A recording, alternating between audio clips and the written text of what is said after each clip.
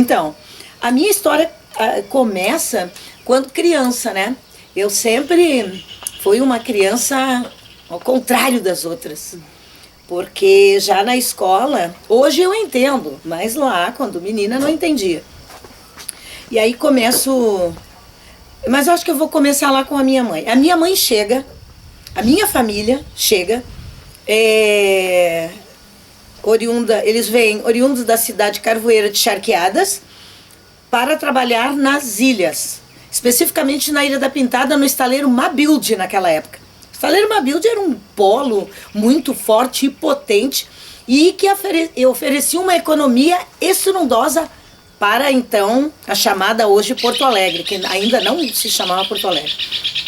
Ela chega lá em 1956, né, a construção da ponte móvel, né, e chega numa comunidade extremamente racista.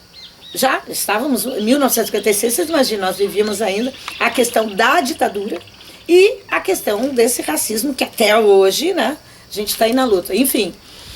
E a minha mãe teve vários problemas, assim, com as outras famílias negras. Estou falando especificamente da minha família, mas foi um conjunto de famílias negras para lá, né, para morar lá. Minha mãe não pôde casar na igreja, porque a Nu não casa, a Nu é um pássaro preto.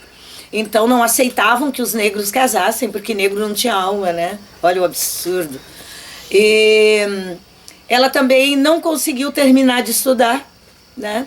Ela tinha dificuldade para transitar nessa ilha, né? Porque as pessoas diziam, olha, lá vem os macacos de Charqueadas. E isso fere, isso dói nas pessoas, né? E eu falo e me emociono com isso, porque isso é muito cruel.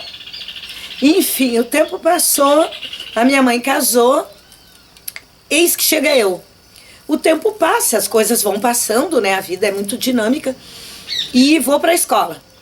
A escola ainda naqueles moldes ali, né? De prisão, aqueles moldes ali muito militares, né?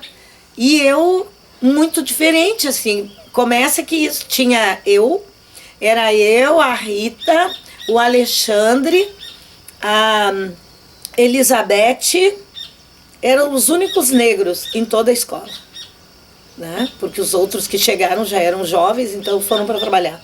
E aí teve um trabalho que a professora pediu para fazer no 7 de setembro. E aí pediu que fizesse um trabalhinho para o 7 de setembro, coisa e tal. E toda a minha sala desenhou a bandeira do Brasil e eu não. Ai, gente, isso me custou muito caro. Porque eu fiquei de castigo atrás da porta, com o nariz encostado na porta. Eu nem sei por quanto tempo, acho que mais de 1 hora, assim. Eu não pude ir pro recreio. Ó, hoje essa prof iria pra cadeia, né? Mas naquele tempo, né? Você sabe, né? Como é que era. Bom, enfim, mas eu não desisti. Eu só não consigo lembrar a bandeira, mas era uma bandeira colorida. Eu lembro que tinha uma cor de laranja, assim, e eu gostei. E eu achei a bandeira do Brasil muito patética. Criança, eu queria o colorido. E por que eu tinha que ser igual aos outros? Não, eu não tenho que ser. Não tinha que ser. Bom, o tempo foi passando e eu fui lá crescendo. Aí eu fiquei muito feliz que nessa escola chegou um professor negro. Um negro. Professor Adalberto, infelizmente, ele já faleceu. Eu mantive contato com ele enquanto ele viveu, né? E ele foi um aliado, eu ficava feliz, eu vivia de pendurada nesse professor, né? Porque, imagina um professor negro, não tinha um professor negro naquela escola, né? E os brancos que tinham lá tratavam a gente com uma autoridade, assim, incrível. Se fosse hoje, todas elas iriam para a cadeia, todas. Porque elas eram más, elas eram ruins, né? E isso, quando a gente é criança, a gente não esquece. Bom, o tempo passou, a Bia cresceu e já vendo a mãe indo, naquela época, para a Igreja das Dores, ajudando as pessoas, mesmo assim, mesmo sendo pisada, espizinhada, cuspida, pisoteada, a minha mãe, eles se juntavam para se ajudar, porque a comunidade era muito pobre. Tinha essa economia muito potente, mas tinha uma certa pobreza. E, pasmem, naquela época a gente era rico, agora a gente é pobre. Porque, assim, na nossa casa tinha muita fartura. né? Ao mesmo tempo que tinha os problemas daqueles mais pobres ainda, né? Existia muita fartura, né? E a minha mãe com outras mulheres, elas costuravam, porque tinha que fazer tudo, né? Então elas faziam pão, faziam doce, ofereciam para aquelas outras pessoas. Mas a gente tinha uma vida legal, assim. Ela não era... O meu pai era trabalhador desse estaleiro. Aliás, toda a comunidade trabalhava no estaleiro Mabilde. Isso é muito importante frisar. E a mãe ia para a Igreja das Dores com outras mulheres lá, porque tinha um grupo de mulheres que não tinha essa questão do racismo. Elas se inteiravam junto. E eu lembro que naquela época as mulheres, elas se juntavam aos finais de semana simplesmente para conversar, comer doce, trocar ideias. Eu não sei muito bem o que elas falavam, mas elas se juntavam, coisas que hoje a gente não vê mais.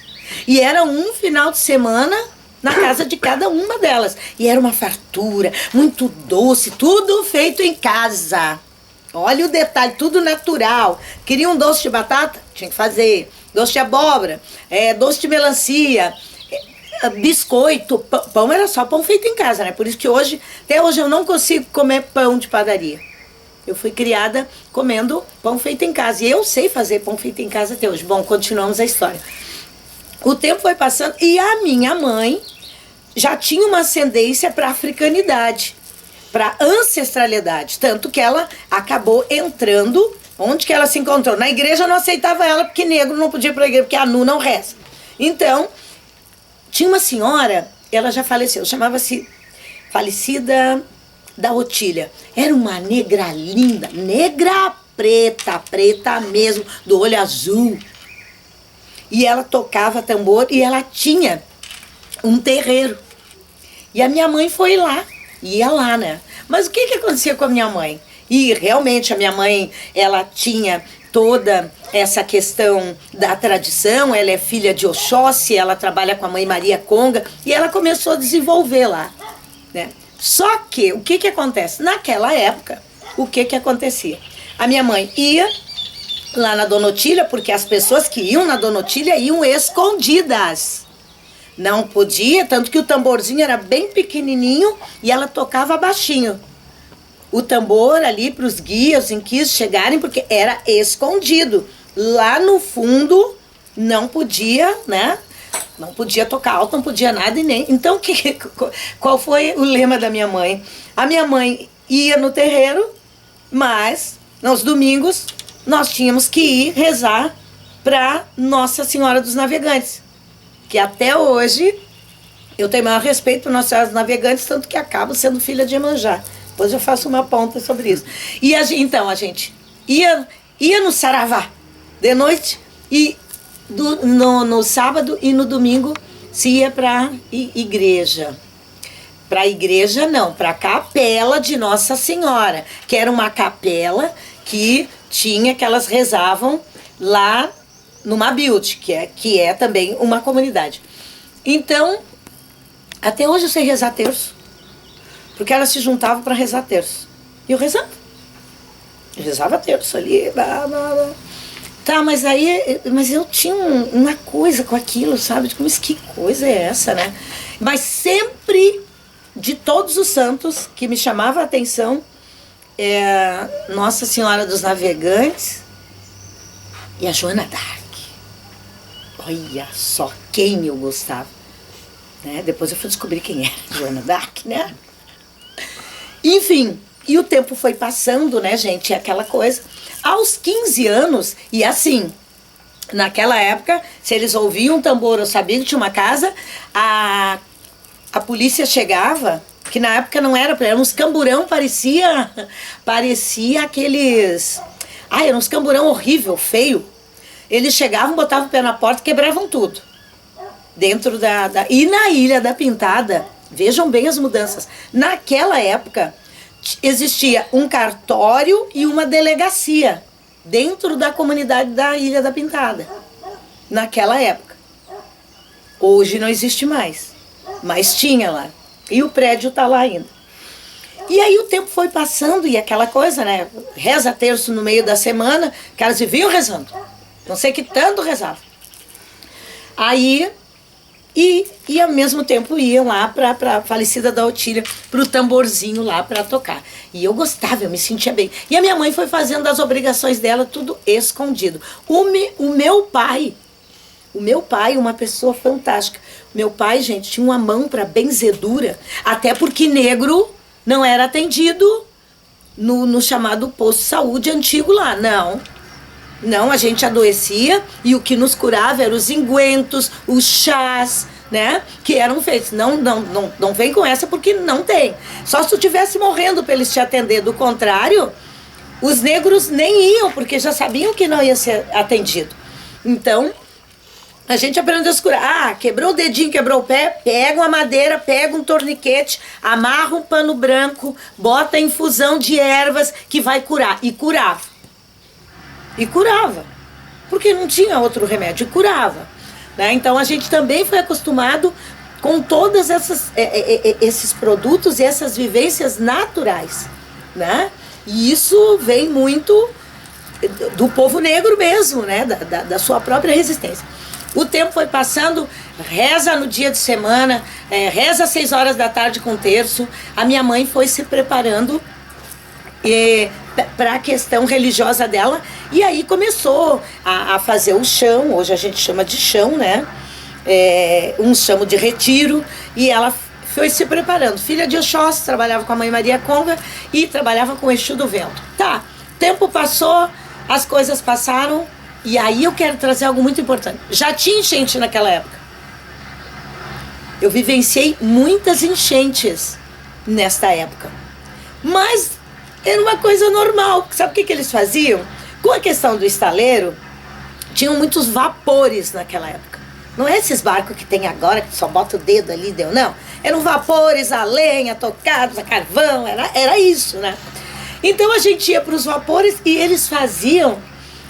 Hoje eu lembro e olho para Veneza e eles faziam uma Veneza.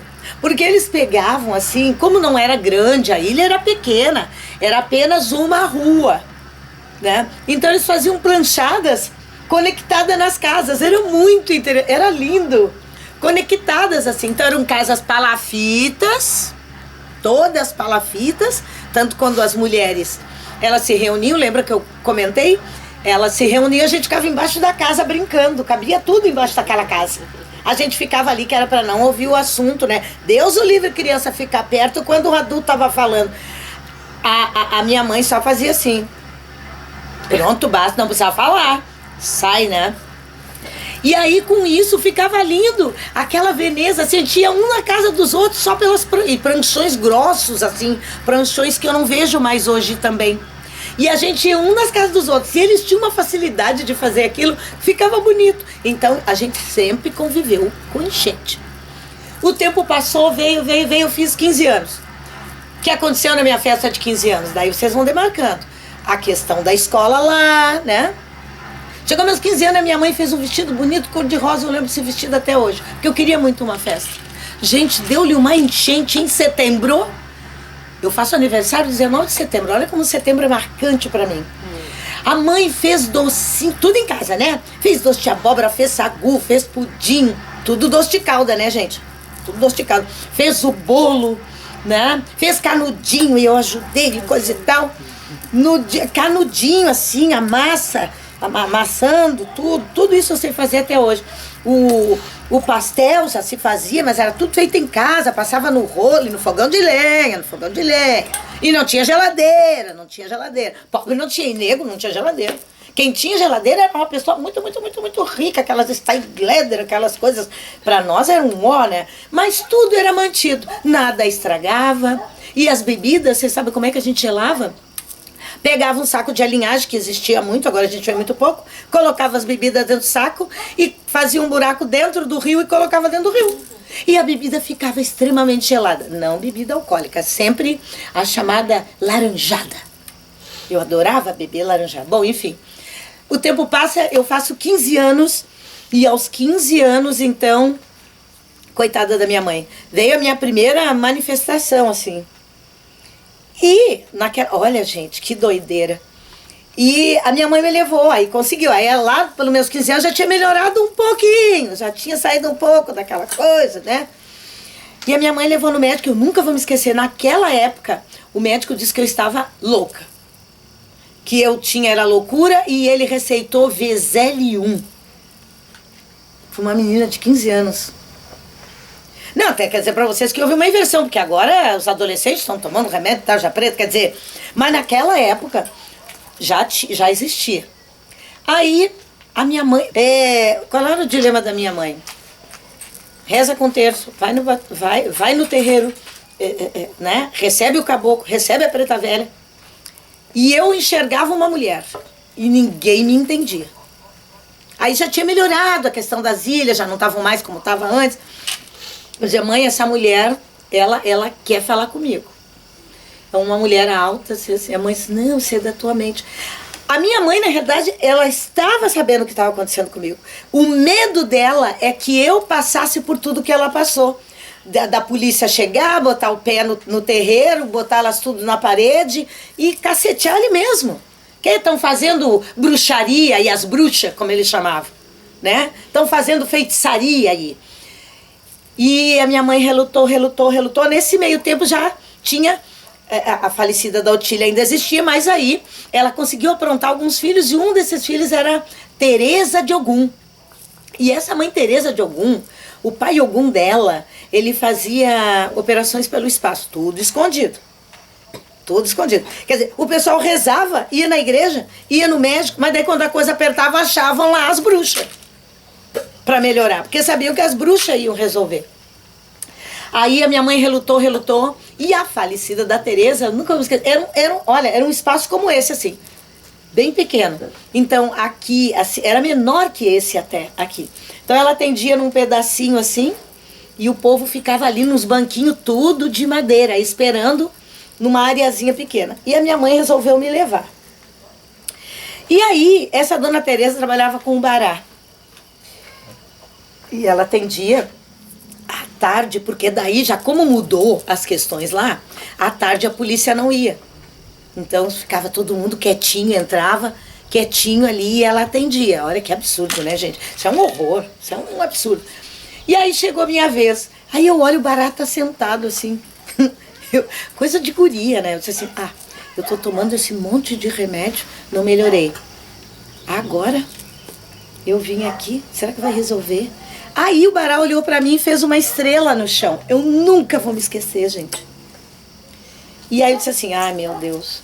Mas eu não falei nada, Deus o livre, o respeito era tudo, né? E nesse meio tempo eu já tinha irmãos já tinha minha outra irmã, coisa e tal. Ele fez uma estrela no chão e me chamou assim, fica aqui.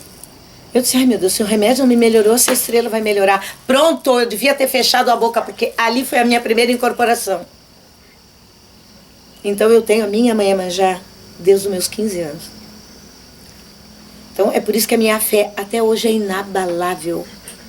Porque se eu tenho alguma coisa, se eu progredir, e não é progredir, eu acredito que eu vim para ajudar, para cumprir, para fazer uma parte. Porque vejam bem, na história nossa... Eu conheço várias outras histórias, mas eu não posso falar das outras, porque eu não sou indígena, eu não sou... Então eu tenho que falar dos negros, porque na nossa história tentaram dizimar, tentaram acabar com a gente, tirar essa raça podre, negra, não queremos essa mistura. Bem feito, o Brasil é um dos países mais miscigenados que tem. Bem feito. Muito bem feito isso. Então, eu comecei, ali a minha vida começou a andar. Eu não precisei mais tomar remédio. E a mulher parou de me perseguir. Porque não era perseguição. Na realidade, era espiritualidade. Né? Bom, enfim. E a minha mãe continuava com aquele medo. E eu continuei. Eu sou muito de seguir, né? Assim, de ser comprometida. Continuei com tudo isso. Nesse meio tempo, chegam uns capuchinhos na ilha. Eu com 15, 16 anos, com 18 anos fui mãe. Mas tudo por quê? Deus o livre. Elas não, o remédio o anticoncepcional que a minha mãe tomava, ela dizia que era remédio para coluna. Porque não tocavam no assunto de sexualidade com a gente, mas Deus o livre. Isso era algo que não se falava. Só para você entender como é que foi a minha criação, assim. E como é que eu vinha mudar. Bom, aos 18 anos fui mãe, não fiquei com o rapaz, porque eu achei que não tinha que ficar. Entendeu? E o meu pai queria que eu casasse, porque é vergonha pra família, porque onde é que se viu, porque a gente é negro, não quero saber. Ninguém me dá nada. E continuei. Minha filha chama-se Aretu, é uma negra linda, linda, linda. Bom, enfim, eu continuei. Nessa chegada desses capuchinhos, e eu acompanhando a minha mãe. Nesse meio tempo, o estaleiro foi mudando, aí já não era mais o estaleiro Mabilde, era o estaleiro só. Teve uma queda muito grande da economia. As mulheres acabaram fazendo um livro ouro, naquela época se fazia muito livro ouro para buscar dinheiro, para ajudar a comunidade. Elas montaram meio que uma cooperativa e eu estava no meio de tudo isso ali, né? Com as perdas, com ganho, com sofrimento, com aprendizado. Perda, ganho, sofrimento e aprendizado. Nesse meio tempo chegam uns capuchinhos na ilha, coisa e tal, e aí eles resolveram a fazer a constituir uma associação, né? E aí, eu me dava muito bem, eu sempre transitei muito bem, assim, né? Porque com aquela coisa de reza terço, vai no terreiro, vai no... Então eu tinha facilidade.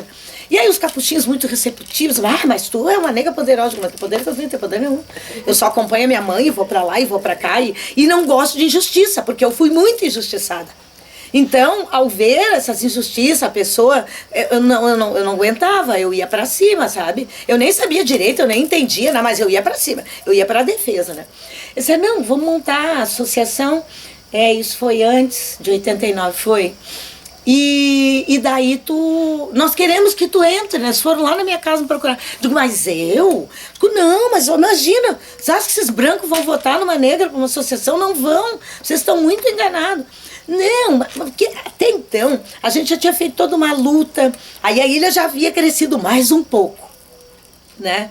Hoje em dia eu fico triste, porque eu também tive culpa nisso, não precisava o progresso, porque hoje a gente pensa, o progresso, né, pra quem e pra quê? Hoje eu penso, mas eu não pensava assim, entende? Nosso negócio era mudar, era melhorar, era ampliar. Mal sabia a gente o sofrimento que viria depois. Mas, enfim, como tudo na vida é aprendizado, né? Aí eles fizeram lá. Aí colocaram o meu nome. E eu disse, olha, gente, acho bom vocês não colocar. E aí eu quero voltar lá atrás, porque eu sei que vocês vão decupar tudo isso depois. Na minha juventude, eu tive uma outra agressão. A colônia de pescadores E5, ela existe até hoje lá. A maioria de vocês conhece. Só que os brancos dançavam lá e nós não podíamos dançar, nós não podíamos entrar. Da minha juventude, já lá 15, 16, 17 anos, já eu enfrentando a questão do médico dizendo que eu estava louca e os outros brancos não deixando eu entrar, aí já tinha mais negro, o pessoal já tinha crescido. Sabe o que a gente fez? Podem falar o que quiser dos Jacksons 5, que depois ficou, que era o Michael Jackson. Pode dizer o que quiserem, mas eles acenderam algo pra gente ter força e coragem, que foi fantástico. E nós sabíamos fazer aquela dança. E os brancos não sabiam. Não podemos entrar. Nós pegávamos aqueles rádios desse tamanho assim, nossos pais deram pra nós dançávamos na rua. O que aconteceu? Começamos a esvaziar o baile. E os bailes eram reuniões de dançantes à tarde, né? Não se dançava à noite, não podia. Era à tarde. Eles começaram a ver nós dançando. Começamos a tirar o pessoal. Tanto foi que quem sabe vocês vão... Não, agora não queremos ir, nós vamos ficar aqui na rua. Por quê? Mas eu não entendi, porque a economia dele com isso também tinha baixado, porque daí o pessoal começou a sair. Ensina nós aí. Ensinamos, não tem porquê. Entende? Mas nós se sentia poderoso, porque só nós sabia dançar. Entende? Então aquilo para nós era poder. Porque daí nós tínhamos algo, não contra eles, mas para sobrepor eles, entende? Hoje eu entendo, né? Bom, aí tinha E penso que nessa época também tinha um barco. E aí o barco nunca queria nos levar, não queria levar os negros, só levava os brancos. Que era levar da ponta do Mabilde, que até hoje tem isso lá, os de cima e os de baixo. Eu sou o de baixo, não de baixo ninguém, eu sou da periferia, eu sempre faço isso. Então eles não queriam nos levar. Aí um senhor lá, muito querido, né, disse, não, tem que levar eles, como assim? Eu disse, nós temos direito, nós queremos ir.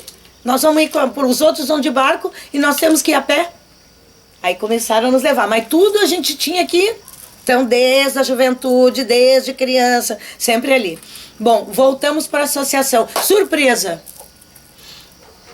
Menino, ganhei. Não me pergunte como, não eu, mas um grupo, né? Tinha 2 chapas e a nossa chapa ganhou. Antes disso, eu vou voltar. A minha filha, a Aretusa, eu chamo ela de minha pérola negra. Ela estudava na escola... Eu estudei na escola Maria Zamabilde. Ela estudou, olha o nome da escola, Almirante Barroso. Né? Almirante.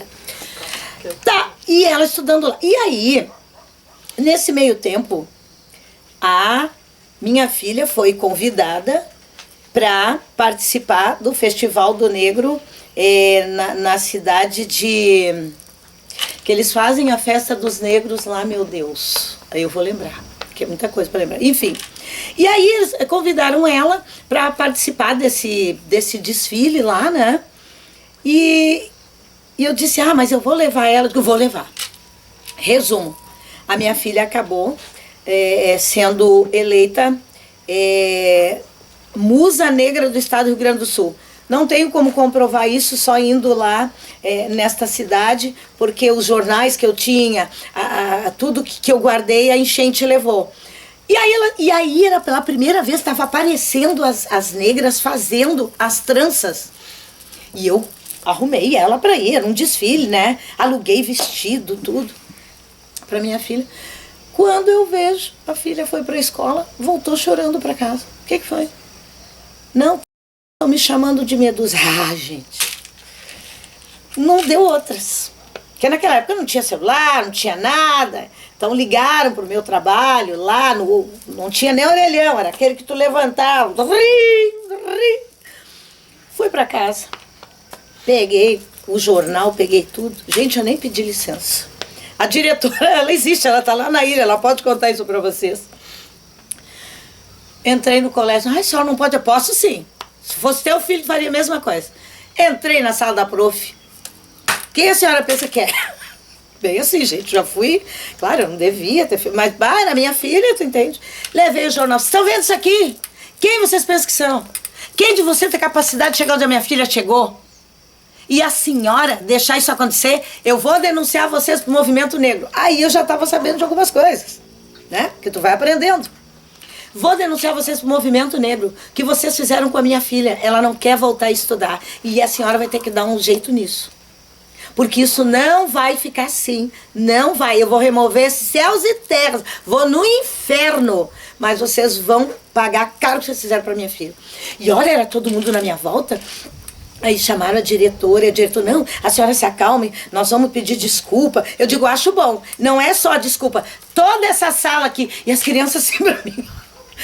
Se é hoje, né, eu levo um processo. As crianças tudo assim pra mim, né. E vocês vão pedir desculpa pra minha filha. Vocês vão pedir desculpa pra minha filha. E as crianças tudo assim. Porque eu entrei assim, feito Eu sei que daí... vou lhe dar um copo. Não quero água. Eu quero que respeitem minha filha. Porque ela não quer voltar para a escola. Vocês têm que pedir. Aí pediram desculpa, coisa e tal. Fizeram uma reunião grande com a diretora, chamou a professora, disse que ela não podia ter deixado aquilo acontecer. Então vocês veem que são vários episódios. E lembram que eu não entrava lá no Z5. Aí nesse meio tempo, ganhamos a associação. Trabalhamos muito, buscamos muito para as ilhas, sempre também muito assessorada pelos capuchinhos, né? Que são bem próximos do povo, né, gente? Porque eles têm várias alas. Tem uma que é bem próxima do povo e a outra é próxima da elite, né? Vamos combinar.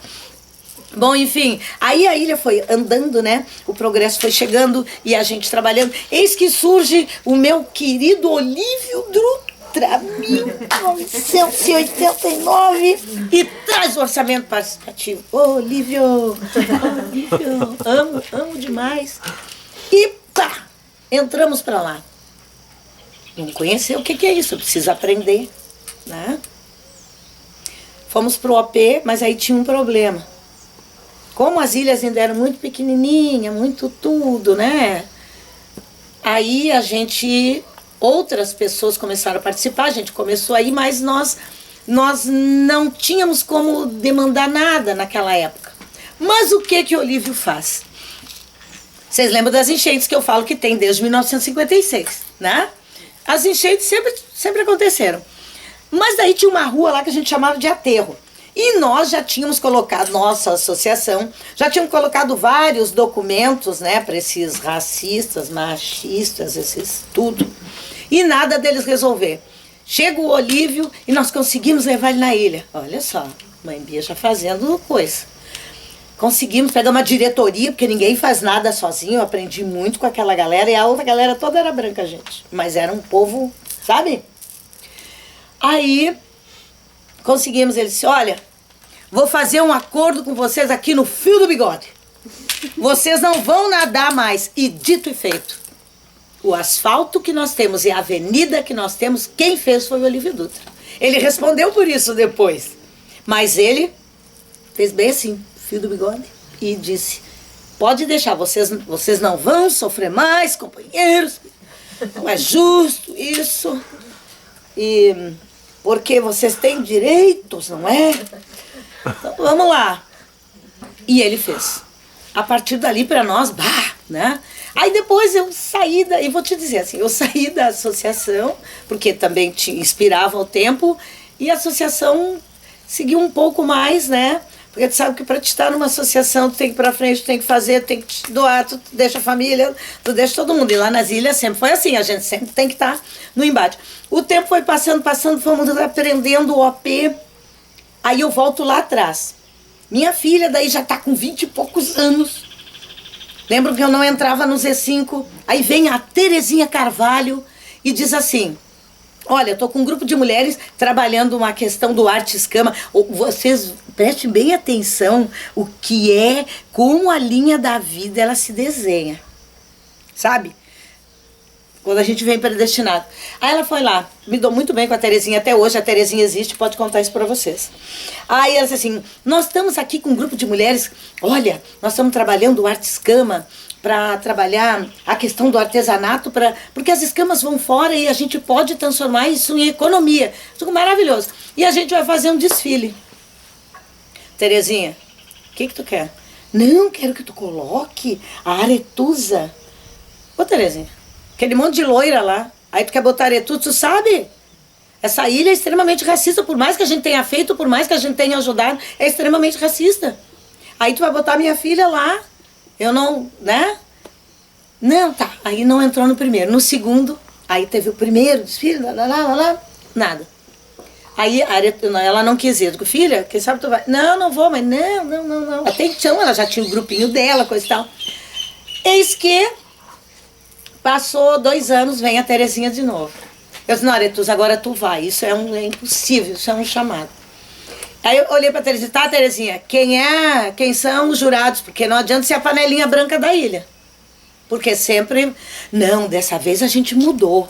A gente está chamando fotógrafos de Porto Alegre, porque lá tem isso nas ilhas, né, Porto Alegre. Nós estamos chamando um fotógrafo, uma modelo, uma rainha do carnaval, não sei o que. Ah, tá melhorando. Tá melhorando, eu disse pra ela. Aretuza, vai. Aretuza, ai mãe, mas vai. Pois, e ela disse assim, mãe, eu nem vou me arrumar muito, porque eu já sei que é uma loira que vai ganhar. Tá, mas daí ela se arrumou, só jogou os cabelos, botou um vestido justo assim, saltinho, e foi, ela foi pra não ganhar. Porque ela disse, ai mãe, é só porque, tem que ter uma... Aretuza, vou começar a colocar nossas caras pretas aí. E ela não ganha a musa do Artes Campo.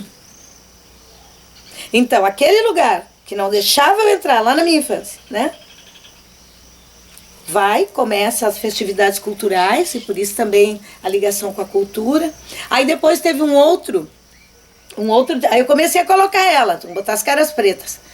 Aí teve um outro concurso que era para Rainha do Z5. Eu disse, Aretuza, agora tu vai, agora eu quero que tu vá, agora é eu que estou dizendo que tu vai. Ai mãe, de novo. Vai, nós vamos começar a botar essas caras pretas, esses lugares são nossos. ela foi e não ganhou a rainha, mas ela ficou segunda princesa daquele lugar que não deixava a gente entrar lá. E aí eles foram obrigados a botar a foto de uma negra lá. Isso eu chamo a atenção. É bem, né? Então tava lá a primeira negra, mas eu também meti os peitos em tudo, né? Não tem essa. Bom, enfim, contando isso para vocês entenderem um pouquinho da minha filha, ela foi cabrocha do bamba da orgia, ela é doida pelo bamba, ela dança até hoje, né? Ela adora isso, então ela sempre levou aquele jeito para desfilar, rainha do carnaval, coisa e tal. Então ela tem essa... Bom, o tempo vai passando e a mãe Bia trabalhando. Lutamos muito porque as ilhas sempre foi um entrave. Como passa o rio Guaíba, não é lago, tá? É Rio Guaíba e Rio Jacuí, né? Rio. Então sempre teve uma dificuldade do olhar público para lá, né? E nós sempre forçando.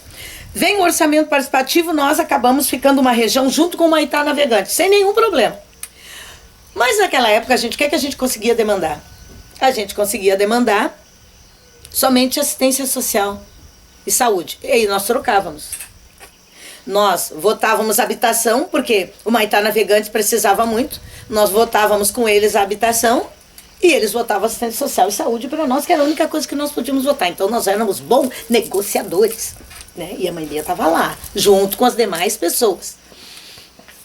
O tempo passou, o P para lá, o P para cá. Vem, esse eu faço questão. Aí depois vocês vão juntando. Vem o governo do Antônio Brito, aquele demônio. Ele pega... vocês lembram que ele foi governador? Ele, enquanto governador, pediu para uma galera ir lá na Ilha Mauá e disse que ia desapropriar as ilhas. Ah, mas não vai mesmo. Foi horrível, daí que eles estavam com aquela discussão, aquele diálogo da questão das APPs, né? Das áreas de APPs, e nós não éramos APA. Começou toda uma luta lá em 2005. E eu até hoje em dia, eu agradeço a ele, porque a gente aprendeu muita coisa com esse negócio dele. Porque estavam desapropriando mesmo, né? Os parques, porque até então nós ainda éramos Parque Delta do Jacuí. Olha o agravante disso. Desde menina, entro lá, parque. Aí vem o Olívio Hidal, né? Então tem toda uma questão também geográfica, né? A gente lutou a partir de 2005, então conseguimos transformar em APA. E tava lá um representante de cada ilha, e lá tava a mãe Bia nas audiências, lá tava a mãe Bia junto com os demais colegas das ilhas, né? A gente se conversava muito. Aí voltando pra cá, pra história. Não contente, aí tô lá no AP, junto, aprendendo com outras mulheres, não era delegada ainda, eu ia pra aprender, né? Porque eu não entendia muito bem o AP. Nesse meio tempo, então, e nada, aí vocês vão perguntar, mas o que tinha de cultural nas ilhas? Nada. Não tinha nada. Aí a gente pensou, para um pouquinho, tá na hora de nós fazer um movimento. Vamos montar uma escola de samba. Mas como é que nós vamos montar uma escola de samba? Nós não temos grana. Tá, mas a gente vai pensar. Eis que no meu aniversário, 19 de setembro de 1999, a minha vizinha, eu tinha até quebrado o pé. Eis que a minha vizinha chega na minha casa e bate palma. Ela até já faleceu. A Ivone do Amaral. Eu disse, mãe, tem gente, mas fiz um bolo, fiz um chá, que as pessoas que fossem me visitar tomariam um chá junto comigo, porque eu não podia caminhar. Qual era o presente da minha vizinha? Ela levou para mim um maracanã, um maracanã, 2 talabate, 3 baquetas e 2 tarol. E eu, mas Ivone, o que tu quer com isso? Vai fazer o barulho que tu ia fazer e nós vamos trazer mais para ti. Eu digo, nossa, não acredito, porque a gente vinha conversando, né? Gente, aí vem outra coisa. Começamos claro, né? E daí eu fui, não, vamos atrás, meu pé melhorou, e vamos lá, e vamos conseguir, vamos arrumar. Começamos a tocar, o pessoal, que é isso? Tem batuque agora, direto na ilha? O que é isso? Porque essa barulhada, o que é? Barulhada? Não, Isso aqui é arte, é cultura. Mas eu fazia só na frente da minha casa.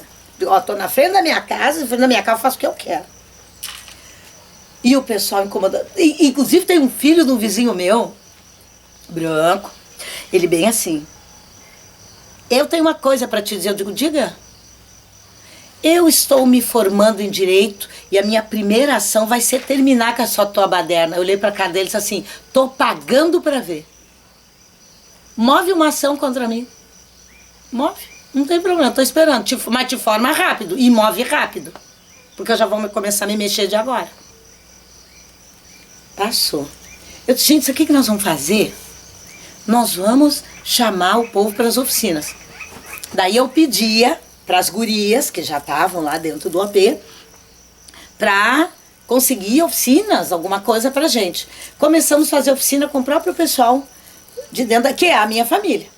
Na realidade, quem começou esse processo, né, foi a minha família. Assim. Vamos fazer oficina.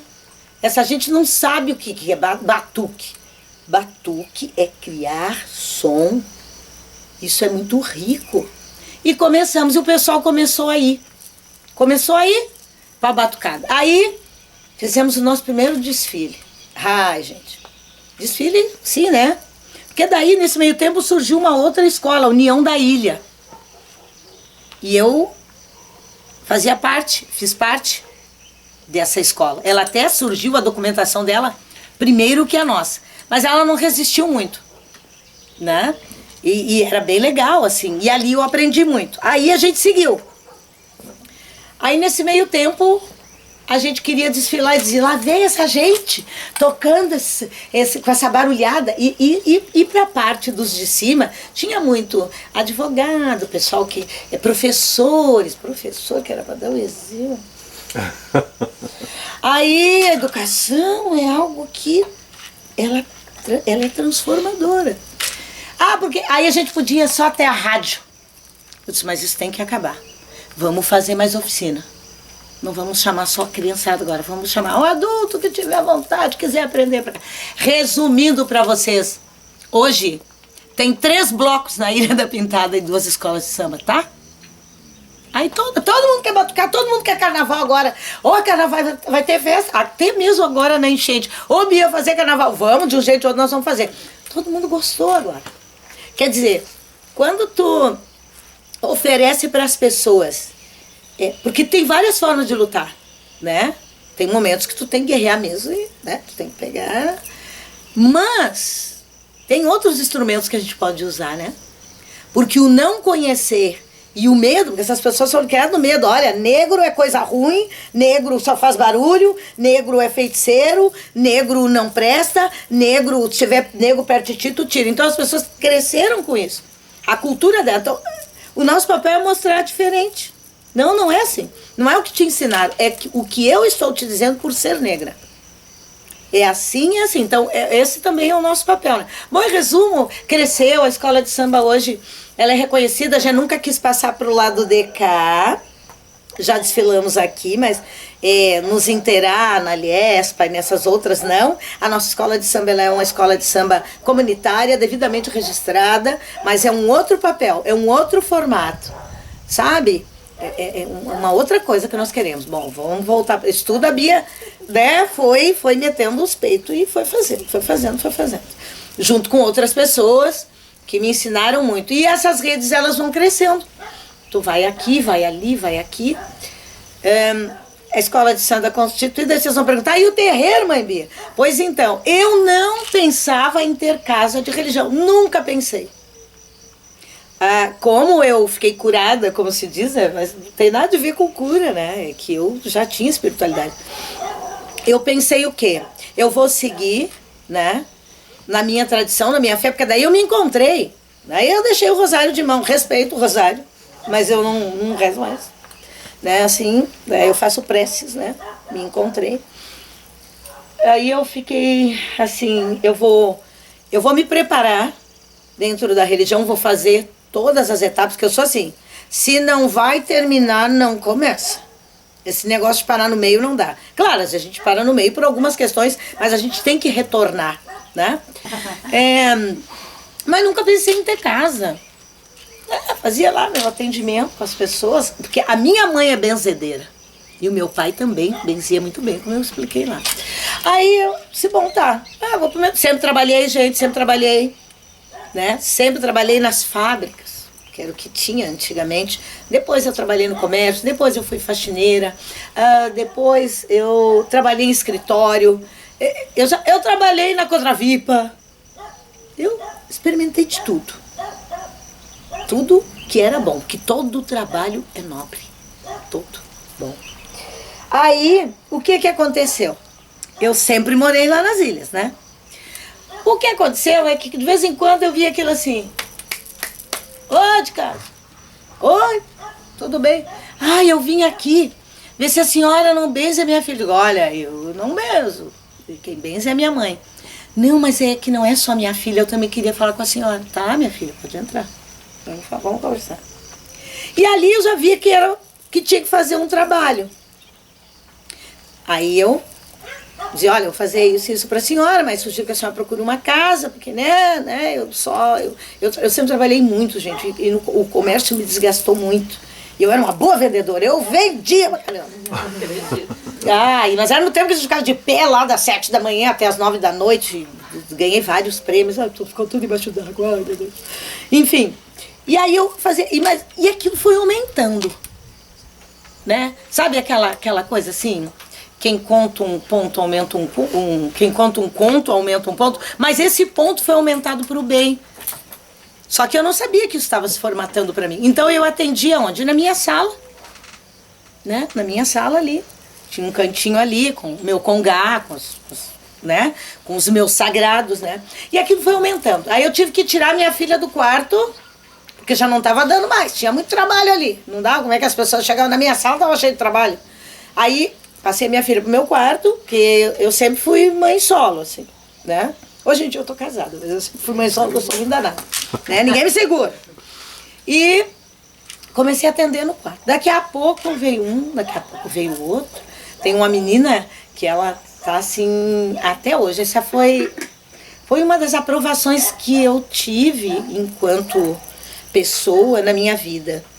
Eu tava dormindo, batendo assim, mãe Bia, atende. Não, eu não era chamada de mãe Bia, era Bia. A Bia. Até pra dizer uma coisa pra vocês, tem umas pessoas lá nas ilhas que até hoje me chamam de beata. Digo, gente, eu não sou uma beata. Eu não sou beata, é outra coisa. Né? E aí, aquele monte de gente, quando eu abro a porta assim, gente, aquele monte de gente assim, meu Deus, o que é que houve? Quem é que morreu? Não morreu, mas tá morrendo. Aí tinha uma criança assim, nas mãos dessa mãe. E essa mãe tá viva ainda, ela tá muito doente agora. Ela disse, me ajuda, minha filha tá morrendo. Vou fazer o quê? Eu não sou enfermeira, não sou nada. Quando ela, aí tem essa mulher também tá viva, a gente chama ela de Dica, o nome dela é Noedi. A Noedi disse assim, olhou pra mim, e aquele monte de gente parado olhando, tipo vocês assim, desesperado. E eu preciso salvar minha filha. Eu vou fazer o quê? Eu não sou médica, né? Claro, eu não sou. E a Dica olhou assim, pegou o pulso da criança, e eu ali, tá, com aquilo tudo de acordado, assim. Por isso que até hoje eu sempre durmo de roupa. Sempre de roupa. Aí a Dica disse assim, não pega essa criança tá morrendo.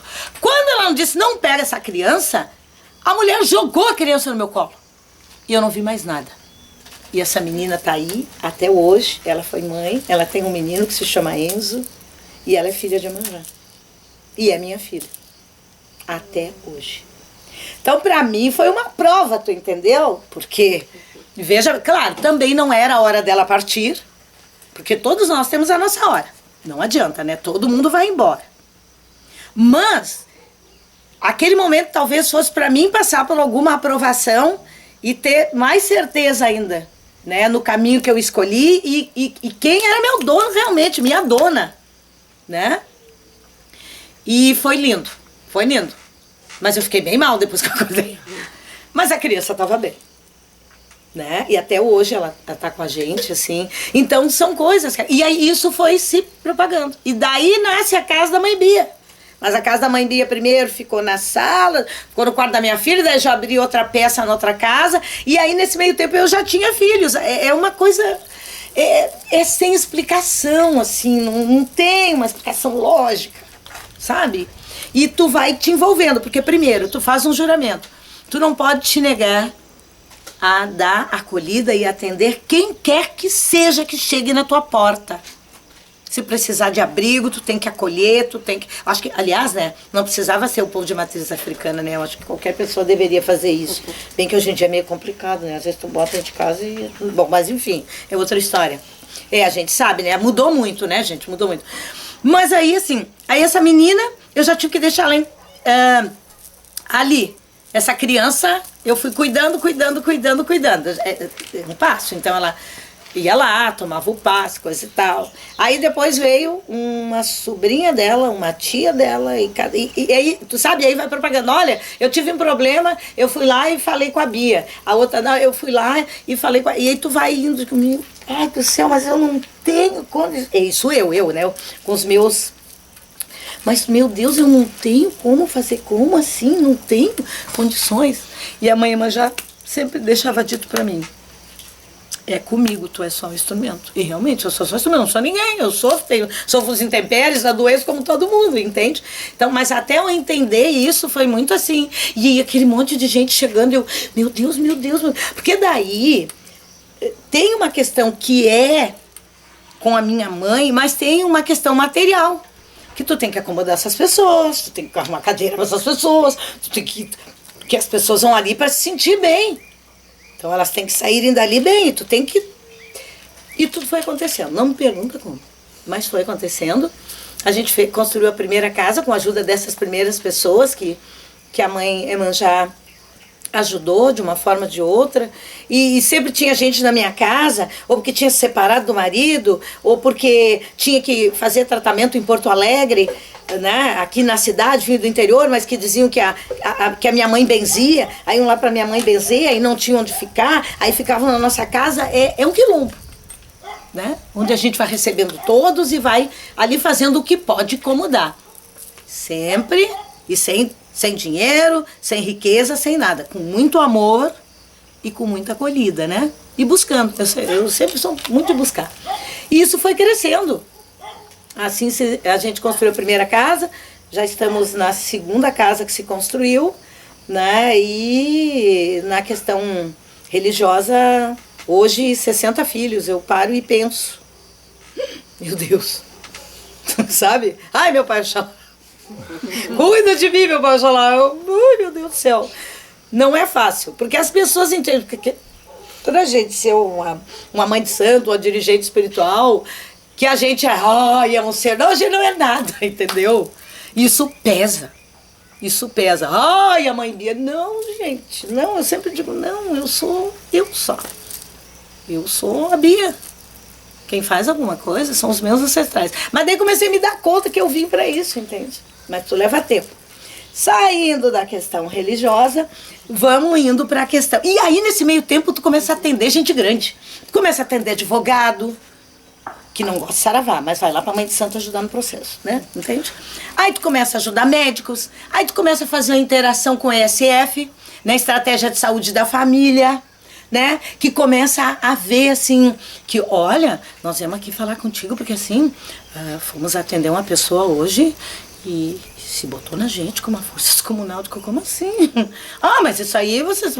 Pede pra fazer exame. Não, já pedimos, mas é algo estranho, assim. Tá, então deixa que eu vou lá ver se é algo... Não, nós estamos aqui pra ver se tem como tu dar uma olhadinha pra gente. Ou a gente não... Olha só, gente, que constrangedor. A gente não quer dizer pra pessoa vir aqui, mas a gente quer que a pessoa venha aqui. Como assim? Então tá, fala com a fulana. Eu sempre tenho alguém, né? Não, fala com a fulana, fala com a pessoa. Se a pessoa quiser, a pessoa vem aqui. Tá? Aí marca o dia, coisa e tal. Daí começa as agendas. Isso é um problema.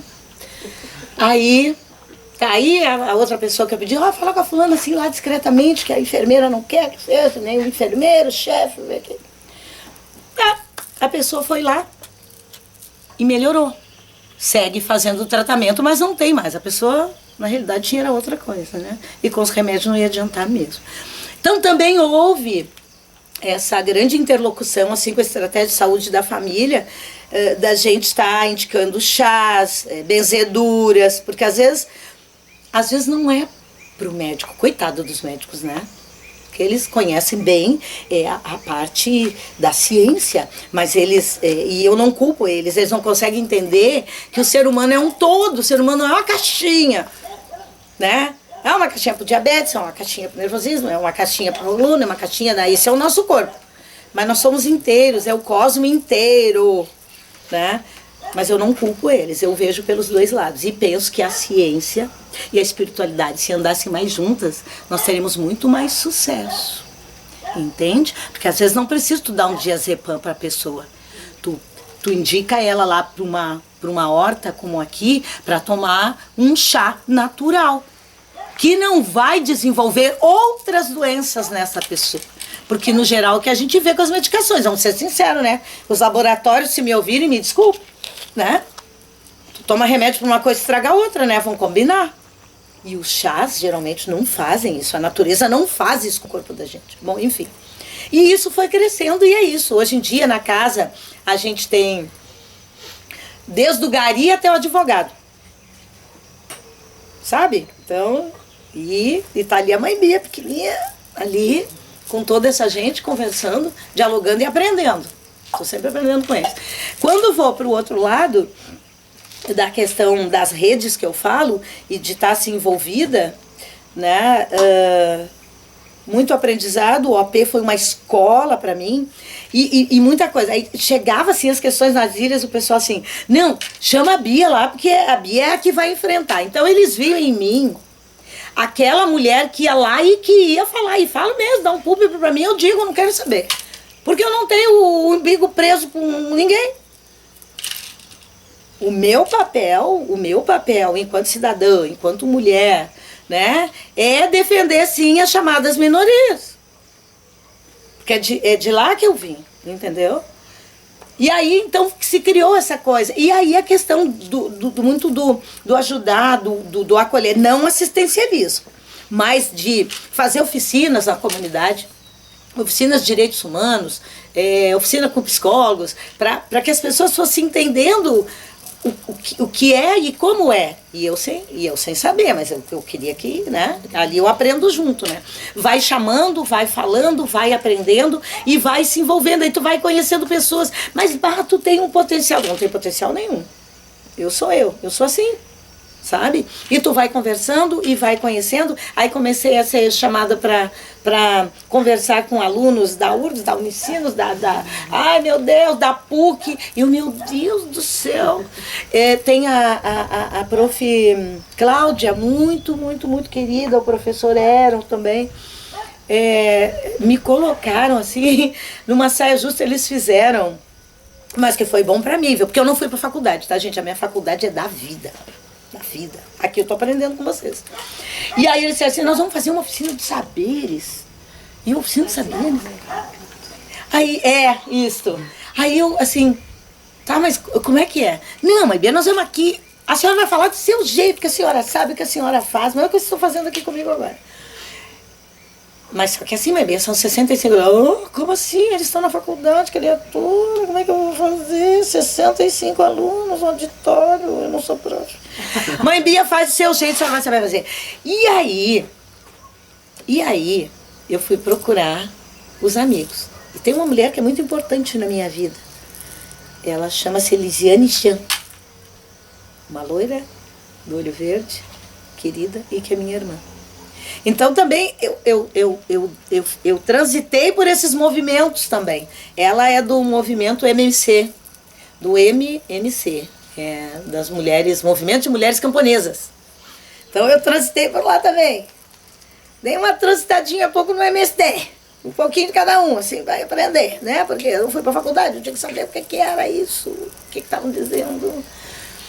Então a gente aprendia assim, com elas, né? Eu disse assim, como é que eu vou fazer? Trabalhei no CAMP muito tempo, Centro de Assessoria Multiprofissional, e ali eu aprendi muito. Cheguei a fazer um curso de educadora popular, que é o que eu sou, pela pedagogia do Paulo Freire. Então tudo isso eu fui buscando, porque eu digo, eu tenho que ir, né? Daí ela, não, eu te ajudo. Tem um livro também que eu consegui participar dele, escrever, mas a gente levou, eu vou recorrer ao CAMP, para ver se eu... Então eu já escrevi algumas coisas também, mas muito ajudado pelas redes, pelas pessoas. E daí eu consegui fazer a oficina. Gente, foi muito bom. Eu aprendi muito com aquela meninada. E eram de várias áreas. Era do direito, da história, da geografia. Meu Deus do céu, não posso dizer bobagem. Mas foi legal. Porque eu me desafiei, ela me deu umas dicas, eu levei, eu tinha tudo guardado, gente. Eu fiz uma dinâmica com eles, onde eu tinha o nome deles guardado, o contato deles guardado, mas a gente levou e tá tudo bem. Né? E eu consegui fazer. Foi uma tarde inteira. Levei a minha mãe, levei meu sobrinho, levei meu tambor. A minha mãe começou contando a história dela, que é a primeira história que eu contei para vocês, e depois entrei eu contando todas essas minhas participações, né? E foi muito legal. E a gente eles até construíram, a partir daí eles fizeram um trabalho na geografia sobre isso, e ainda estamos envolvidos com isso ainda, né? Com a Cláudia, que é muito, muito legal, assim, e vários outros. Enfim, então quero dizer para vocês que viajei muito, deitei muito lá em Brasília, lá naquele chão lá, mas daí lá lutando pelas questões da africanidade. Vocês lembram quando teve um movimento? Porque o meu lado, olha só, nós somos Reino de Iemanjá e Oxóssi, defesa do povo banto. Os bantos foram os primeiros povos que chegaram aqui e foram mandados para Charqueadas, para Canguçu, né? Então a gente faz essa defesa. E vocês lembram que teve um movimento aqui no estado do Rio Grande do Sul, né? Como sempre, um estado muito racista, uma capital muito racista, né? Eles queriam exterminar a questão do corte, que é no batuque, que é a obrigação do corte. Quer dizer, estão sacrificando os bichos, estão sacrificando... Não, peraí. Come churrasco? Tá, mas o churrasco vem de onde? O churrasco é sintético, então. Não, por favor, né? Me poupe. Ah, vou fazer um galetinho. Ah, galinha sintética. Não, porque como assim? Para com isso. E a gente foi pra lá. Pra fazer essa defesa, tocamos. Eu adoro. Olha, hoje tem algumas coisas. Eu adoro Alexandre de Moraes. Foi ele que fez essa defesa. E aquele cara é filho de Xangô, tá? Ele é filho de Xangô. Aquele homem tem a cabeça de Xangô, porque ele é muito... E a gente ficou lá tocando tambor, e a gente cantava, e a gente... O tempo todo, gente. Enquanto tava lá, o despacho e nós aqui. E dele tocar foi muito bom. Então, eu tive participação em vários lugares. Com isso... O CAMP me deu muito essa questão, porque enquanto educadora popular, nós começamos a trabalhar a questão da economia solidária, né, que está aí, firme e forte, que essa economia solidária vem lá do meu povo, lá de trás, não é agora, sabe? Economia solidária, não, meu povo já fazia isso, para com isso. Né? Então, enfim, né? E eu tive a oportunidade, então, de viajar muito, porque nós trabalhávamos um projeto também de educação financeira, para auxiliar esses grupos da economia solidária, para auxiliar eles para montarem fundos para poderem se autossustentar, porque você sabe, a economia solidária é uma luta, não tem ainda, né, uma lei que possa lá ter um subsídio. E aí eu fui para São Paulo, eu fui para o Rio de Janeiro, eu fui para Brasília, eu fui para Rio Grande do Norte, eu fui para Curitiba, tudo isso. As pessoas, tu foi passear? Não, fui trabalhar, mas foi muito bom para mim. Porque tu vai aprendendo outras culturas, E sempre a trabalho, nunca para passear. Sabe? Hoje em dia eu tenho vontade de ir num lugar desse só para passear. Ou voltar lá em Blumenau, que aconteceu com a gente nesse trabalho. Não, eu preciso passear, eu preciso, gente. Nesse trabalho, junto do camp, então, eram 3 pessoas, tá? Eu, a Bia, Elisiane John e o Lefeu. O Lefeu é um cara muito bacana, um cara super descolado, oriundo da URGS. Hoje em dia ele já é pai. E a gente foi lá, para Santa Catarina. E fomos nós 3, assim, né? E aí, quando tu tá trabalhando, ele já reserva os hotéis, coisa e tal, e tu nem fica sabendo de nada. Ele só diz assim, ó, tu vai ficar no hotel tal, tá. Pegamos o Uber e aí os guris estão... Isso faz, o quê? Uns 4 anos isso. Vai fazer uns 4 anos. Foi agorinha. Aí eles estão lá tirando as coisas, porque nós somos cheios de tralha, e a cartilha, e é X, e é isso, e é aquilo, que nem vocês, carregando um monte de coisa. E eles foram ficando para trás e eu fui entrando. A moça da recepção olha para mim, nem me cumprimenta, assim, o elevador de serviço, aquele ali. Eu voltei. Juro pra vocês, dei um passo pra trás e disse assim, boa tarde. Eu poderia usar o elevador de serviço. Sabe por que eu não vou usar? Porque eu estou me hospedando nesse hotel. Ela me olhou, imagina, uma loirinha, cabelo por aqui, Santa Catarina. E o Lefeu disse, que Bia? Eu ouvi. O Lefeu é sempre indignadão, é um brancão assim, mas toca tambora. Aí ele disse, o que Bia? Eu ouvi? Eu ouvi? Eu disse, sim, tu ouviu. Eu disse, não tem nenhum problema, eu posso ir por ali, pra mim é tranquilo. Mas eu quero que tu chame teu gerente agora. E ela ficou assim, não, por gentileza, eu quero que tu chame teu... E o Lefeu disse assim, não, tu vai chamar agora, porque ofender a Bia é comprar briga com nós dois. Eu disse, Lefeu, calma, porque não adianta. Não, Bia, tu é muito passiva. Calma. Aí o gerente veio, e aí ele bem assim pro gerente. Isso é jeito de tratar as pessoas? Uma mulher negra não pode se hospedar num hotel? O que é? O Lefeu falando pra ele, não, calma. Primeiro eu quero dizer para o senhor o seguinte, o senhor tem que chamar todos os seus funcionários e explicar para eles o que se passa. Principalmente quando está na recepção. Não, vocês não se preocupem, nós vamos... Não adianta o senhor demitir, você sabe por quê? O senhor vai demitir, ela vai fazer em outro lugar. Ela tem que entender onde ela está, qual é o papel dela e quem somos nós. Ela tem que aprender que o negro não é só para limpar chão, para ficar na rua. E limpar chão também é um trabalho digno. Mas nós não estamos mais nesse patamar. O senhor tem que chamar eles e conversar com eles, fazer uma oficina com eles, né? De direitos humanos, para eles entenderem o que é ser humano. Não importa, podia ser alguém que está trabalhando lá na limpeza da rua, chegou aqui, tem que ser bem tratado. Ou alguém que está pedindo um pão lá na rua, chegou aqui, tem que ser bem tratado. É disso que estamos... E isso faz pouco tempo que aconteceu. Então ainda a gente se depara com essas coisas, né? Mas daí o Lefeu queria sair do hotel, eu disse, não, eu vou ficar aqui, que ela vai me ver passar todos os dias. E vai lembrar que eu sou cliente desse hotel. Estou pagando o salário dela. Né? Então vejam vocês que são várias...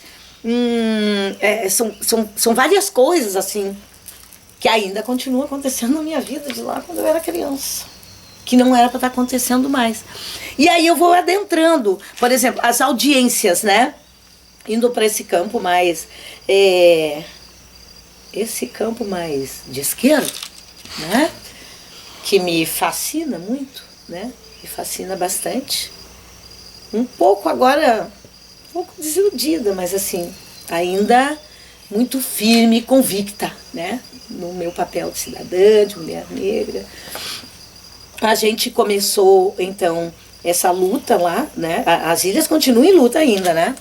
Participando cada vez mais. Se vocês olharem os livros e audiências que tem aí nas câmeras, na Câmara de Vereadores, por aí, vocês vão sempre encontrar o meu nome lá. Porque tá lá a Bia brigando. A prefeitura não me aguenta mais nem me enxergar. Né? Porque eu continuo brigando. Porque esse é o nosso papel. Porque eles se voltem não só para as ilhas, mas para todas as populações que são fragilizadas. Nós precisamos de muito mais. E eis que nessa coisa toda, nisso tudo, um dia... Então, como eu disse para vocês, eu me relaciono com muitas pessoas. Nesse meio tempo, né, a escola de samba já está constituída, já é uma associação bonitinha, direitinha, para que não venha alguém dizer, não, porque você não posso sim, porque eu pago tributo municipal e estadual. Então eu tenho direito sim, vou bater meu tambor sim. Porque hoje a gente bate tambor em tudo que é lugar. Nesse meio tempo também, eis que surge o Instituto Camélia. E daí eu sou convidada para ser vice-coordenadora, né, desse instituto, que trabalha a questão muito mais voltada para as mulheres, né? Mulher negra, né? Onde a gente consegue construir um projeto em que a gente trabalha a questão do desenvolvimento econômico dessas mulheres, né, nos territórios de periferia, né, constituindo quitandas, né, e as gurias vão gostar disso, quitandas que trabalham com a questão do alimento saudável para a população, porque a gente sabe que a gente come um monte de porcaria, né, que estão oferecendo aí. E quem está na periferia não consegue comer um alface orgânico, não consegue comer um tomate orgânico, porque é carérrimo. E nós, surpreendentemente, montamos esse projeto para que ele seja desenvolvido nas periferias e muito mais, que ele seja oferecido para a comunidade com preço popular, que eles possam ter essa alimentação saudável. Porque isso é muito mais que comércio. É tu conversar com as pessoas, e ao mesmo tempo fazer essa ponte com as mulheres do campo, porque o nosso alimento vem da agricultura familiar, né? Tu faz essa relação, mulheres da cidade com as mulheres do campo, a alimentação, e nos voltar para a sexualidade ali, né? Essa sazonalidade. Porque hoje em dia a gente quer tudo em qualquer tempo, como assim? Mas não tem tudo, a terra não dá tudo em qualquer tempo. Tem o tempo da laranja, tem o tempo da melancia, tem o tempo da alface, tem o tempo do milho, tem o tempo da macaxeira, tem o tempo de tudo. Mas hoje não. Tu vai no supermercado, aquela maçã linda, bonita. Opa, essa maçã tá muito grande. Tem algum problema, né? E ninguém quer comer a pequenininha, que é natural, que tá lá, que tem... Não, então a gente faz esse diálogo na comunidade visando não só o comércio, mas a saúde das pessoas. As pessoas voltarem um pouco, né? Porque é muita industrialização, né? As pessoas se alimentarem saudavelmente, como eu vi aqui hoje, cheguei aqui, né? Essa maravilha toda. Então a gente vai percorrendo, né? Esses caminhos e vai aprendendo com essas pessoas. E o Instituto Camélia, ele tem a direção dele é só de mulheres, né? Mulheres negras, mulheres brancas, mulheres... E nós temos lá no nosso CERN também a defesa, né? A gente faz muito a defesa e se trabalha o povo LGBTQIA+, e mais, que agora eu não lembro que colocaram mais, e isso é legal, eu acho que tem que ir em frente, das mulheres pretas, das mulheres de periferia, né? Enfim, né? Das grandes massas populacionais que estão aí aquém, né? Do atendimento que deveriam ter. E que as ONGs, as OSCs, estão lá na ponta, né? E os voluntários fazendo esse trabalho que deveria ser dos governos. E não é. Porque eles não o fazem. Então, eu vou passando por várias etapas, né? E eis que o Instituto Camélia, através do Felipe, que é participante, acaba levando lá na Ilha da Pintada uma moça chamada Mona Caron. Que tem uma expertise, que é uma mulher assim, muito legal, e que trabalha a questão das ervas medicinais para a questão da saúde. E eis que eu tenho lá várias ervas, né? Porque povo de matriz africana, nós trabalhamos essencialmente com a natureza. Nós precisamos de tudo, nós precisamos da água, nós precisamos do sol, nós precisamos da chuva, nós precisamos da terra, nós precisamos das ervas, nós precisamos das pedras, né? Nós precisamos de tudo. A natureza é tudo, nós estamos nela, né?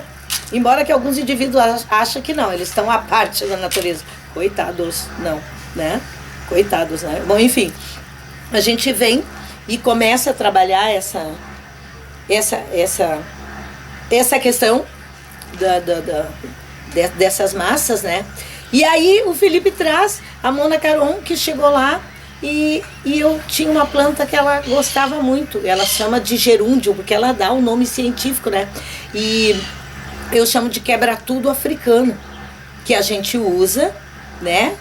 Com outras ervas para fazer os trabalhos, para fazer os banhos e para o firmamento de cabeça. Aí o Felipe disse assim, olha, no domingo nós vamos lá, e eu tinha uma festividade no sábado. Tava arrumando lá, né? Eis que chega o Felipe lá, eu só olhei pra ele, né? Tu vinha no domingo, tu me traz o povo hoje, que eu tô toda desarrumada, toda no... Que aí eu planejei, coloquei canjica de molho, tudo que eu ia oferecer pra ele, mas era pra ser assim. E vejam bem o que eu vou falar pra vocês. Eu ali toda suada, de vestidinho, correndo, porque tinha festa. Parei tudo, chamei meu alabê, mostrei pra ela o terreiro, o nosso quilombo, e mostrei para ela as ervas. Só que, o que acontece? Eu, quando falo em ervas, eu vou lá, eu pego, eu parei tudo que eu estava fazendo para dar atenção àquelas pessoas. A acolhida é importante. Aí eu parei, peguei as ervas, olha, esse aqui, elas, conheço, mas ela sempre dava o nome científico, né? Que eu não sabia, mas tudo bem. Eu sei, né, como eu aprendi, né? E ela muito querida, e ela falava pouco português, daí o marido dela, companheiro dela, é que ia meio que algumas coisas ela não entendia. Eis que eu pego o quebra-tudo africano e coloco na mão. Só que eu notava uma coisa, estavam ela, o companheiro dela, o Felipe, que é do Instituto Camélia, e tinha um fotógrafo. Mas eu notava que se eu fazia, virava assim o fotógrafo, pá! Eu olhava para baixo, o fotógrafo, pá! Eu fazia um gesto, eu falo gesticulando, eu não consigo ficar assim, não é do meu. Eu fazia um gesto, o fotógrafo, pá! Eu, que isso? Mas tudo bem. Eu digo, não, eles estão, né? Tá, mas eu não tava nem aí, tava dando atenção para ela, olha esse aqui, ela disse, mas esse aqui, e eu expliquei cada erva para ela, como que nós usávamos, para que nós usávamos, porque tem muitos deles que tu usa para a cabeça e ao mesmo tempo tu usa para melhorar o estômago, né? Para melhorar o estômago. E aí tá. E aí o meu alabê foi ali, nós cantamos alguns cantos nossos para ela, ela ficou muito feliz, oferecemos o que nós tínhamos ali e eles foram embora. Tá, foram embora e eu peguei de novo ligeirinho para arrumar a festa. Olha só, segunda-feira eu recebo um telefonema. O Felipe atende o telefone. Aquela questão, aí eu já estava com o meu telefone a 1000, agora tá pior. Ele disse assim, faz 2 dias que eu tô te ligando. 2 dias não, era domingo. Pois é, mas desde lá eu tô te ligando. O que houve, Felipe? Atende a Mona Caron. Eu digo, ai meu Deus, será que eu fiz alguma coisa, né? Que ela não gostou, ela quer pedir alguma erva para levar, alguma coisa assim. O que aconteceu? Ele disse assim, eu vou desligar e eles vão ligar para ti. Tá, aí já fiquei com o telefone na mão. Ela ligou assim, ai Beatriz, queria falar contigo, coisa e tal, daquele jeito. Aí eu disse, eu vou passar aqui pro meu companheiro. Disse, olha, nós só queremos que tu diga sim. E eu, opa, sim, pra quê?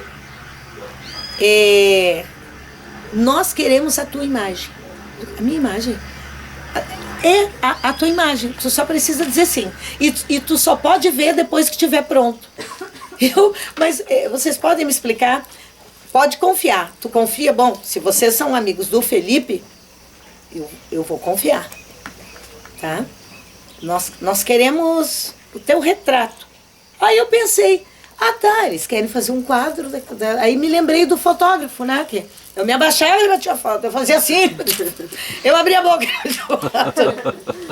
Né? Eu estava me sentindo assim, meu Deus.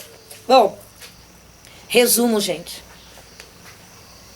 Aquele momento em que eu peguei o olha bem o nome da planta, quebra-tudo africano, que eu fiz assim, é que eu colhi o quebra-tudo e coloquei na mão. E fiz assim. E foi essa foto que o fotógrafo pegou e escolheram. Só que eles já tinham passado, mas não me falaram nada, assim, entende? Sabe, tu tá ali, tá tudo bem, né? Aí, passou uns dias e o pessoal começou a me ligar. Bia, então tem uma pintura lá, nós estamos achando que é tu. Como assim eu? Porque, entende, eu não sou daquelas assim que disseram, olha, depois que estiver pronto, eu imaginei que era um quadro que eles iam fazer e coisa e tal, para me oferecer o quadro. Aí chega a subprefeita das ilhas. Bia, que ela é triquerida. Ela assim, Bia, eu tô vendo, tá saindo uma pintura. Aí todo mundo começou a mandar, né? Bia, eu acho que é tu. Como assim? Mas eu nem, não dei bola mesmo. Porque eu pensei, nossa, a gente tá louca, né? A gente tá doida. É que eu tenho os traços muito definidos, né? Não tem como. Não, mas eu fiquei na minha. Não liguei pra eles, não fiz nada. Aí, um belo dia, eles me ligaram. Assim, olha, arruma o teu povo aí. E tal dia, assim, tu esteja em tal lugar, nós vamos mandar um ônibus aí. Vai um ônibus aí pegar vocês. Arruma o teu povo, bateria, todo mundo, tuas rainhas, tá? Que nós vamos fazer um festejo. Tá? Gente, meu Deus. Tava lotado de gente aquilo lá. E realmente. Mas daí, nesse meio tempo, o pessoal começou a mandar até foto. Bia, tu tá sendo pintada no paredão hoje. Como assim, gente? Mas eu não conseguia ligar as coisas, entende?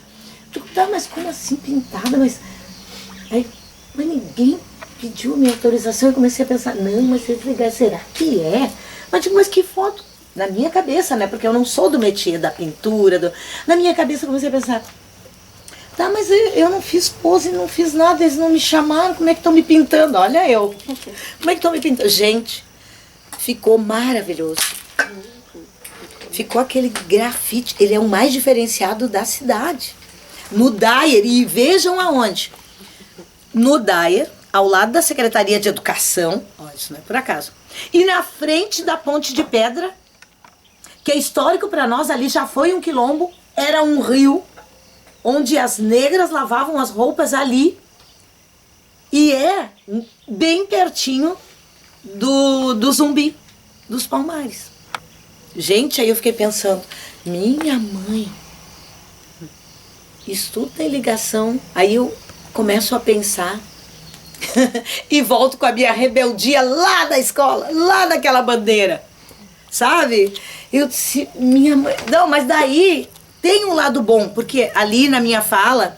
E depois era a RBS me procurando, era não sei quem me procurando, e eu... Meu Deus, o que eu vou falar pra essa gente? O que eu vou dizer? Eu não tô acostumada com isso. E eram as pessoas me ligando, que nós queremos que tu venha aqui, conversar com a gente, que não sei o quê. Só que no imaginário das pessoas... começaram a me chamar de modelo. Mas que modelo? Mas que modelo? Não sou modelo. Sou mulher preta, periferia da comunidade, levanto todo dia cedo, vou trabalhar, faço as minhas coisas. Parem com isso. Porque as pessoas começaram a me ligar, achavam que eu era alguém importante, que tinha um escritório, que tinha... Vão parar com isso. Só de periferia, só mãe, mulher. Quem quiser falar comigo, vem aqui na ilha. Eu não tenho carro, gente, pra estar indo até você. Eu não tenho. Eu sou rica de saúde, de força, né, de proteção da minha mãe. Mas levou um tempo para as pessoas entenderem que não é por eu estar grafitada lá. Eu disse, olha, gente, a riqueza que tem é que uma mulher negra, preta, grafitada nessa cidade, está dizendo alguma coisa para esse povo, para esse estado do Rio Grande do Sul. E ali eu quero que, e aí um pedido meu, que toda aquela população que é LGBTQIA+, que são as mulheres pretas, que são as lésbicas, que são os gays, que se encontrem ali, que se vejam ali. A gente está falando, a gente está dizendo que falta muita coisa para esse estado racista, essa capital racista nos dar. É assim que eu quero que vocês vejam. Não é a Bia, nenhum, tem que ser simbólico e mais. Que as crianças pretas vejam aquele grafite e se enxerguem, porque na minha época eu não enxergava ninguém. Não tinha ninguém para que eu pudesse olhar e dizer, eu posso chegar lá. Foi muito sofrido. Eu tive que lutar muito, assim como várias pretas e pretos do Iapoque ao Chuí, como se diz aqui. Então, que as crianças pretas e até mesmo as brancas olhem, mas principalmente as negras, né? As crianças pretas, e tenham uma referência, porque eu não tive. A escola não me deu essa oportunidade, não me mostrou nada que era do meu povo. E depois de muito tempo que eu fui descobrir que tudo que me ensinaram era mentira. Por isso eu culpo, sabe? E acho que... eu não acho, eu tenho certeza, é a educação que vai transformar tudo isso. Porque eles deveriam ter me contado a verdade. Falado dos reis e rainhas que tinha.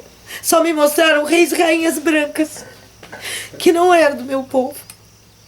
E ainda me apresentaram uma princesa Isabel, uma mulher falsa, mentirosa, que só queria se dar bem. Jogou o meu povo no limbo. Que liberdade foi aquela?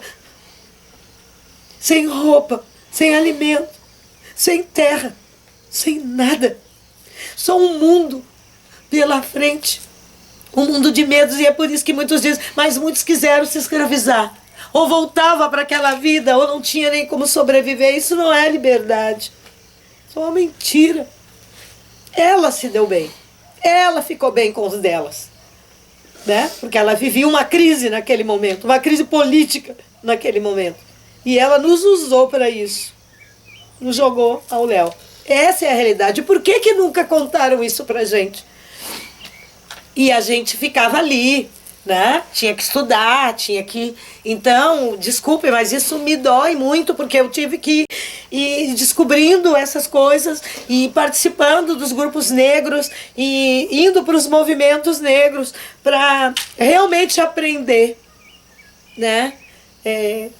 Quem era eu? Quem é o meu povo? Né?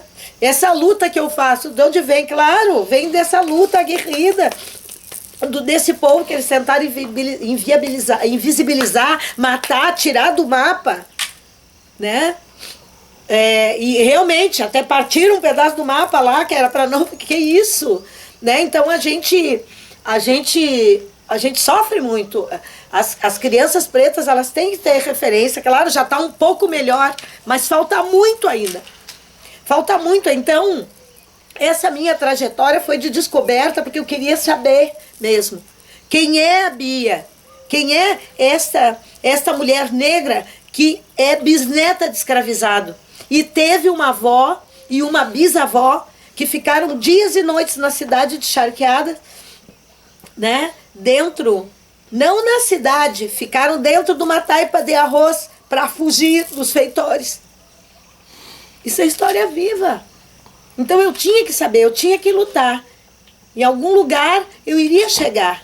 E eu entendia que a escola, ela não me deu e não ia me dar.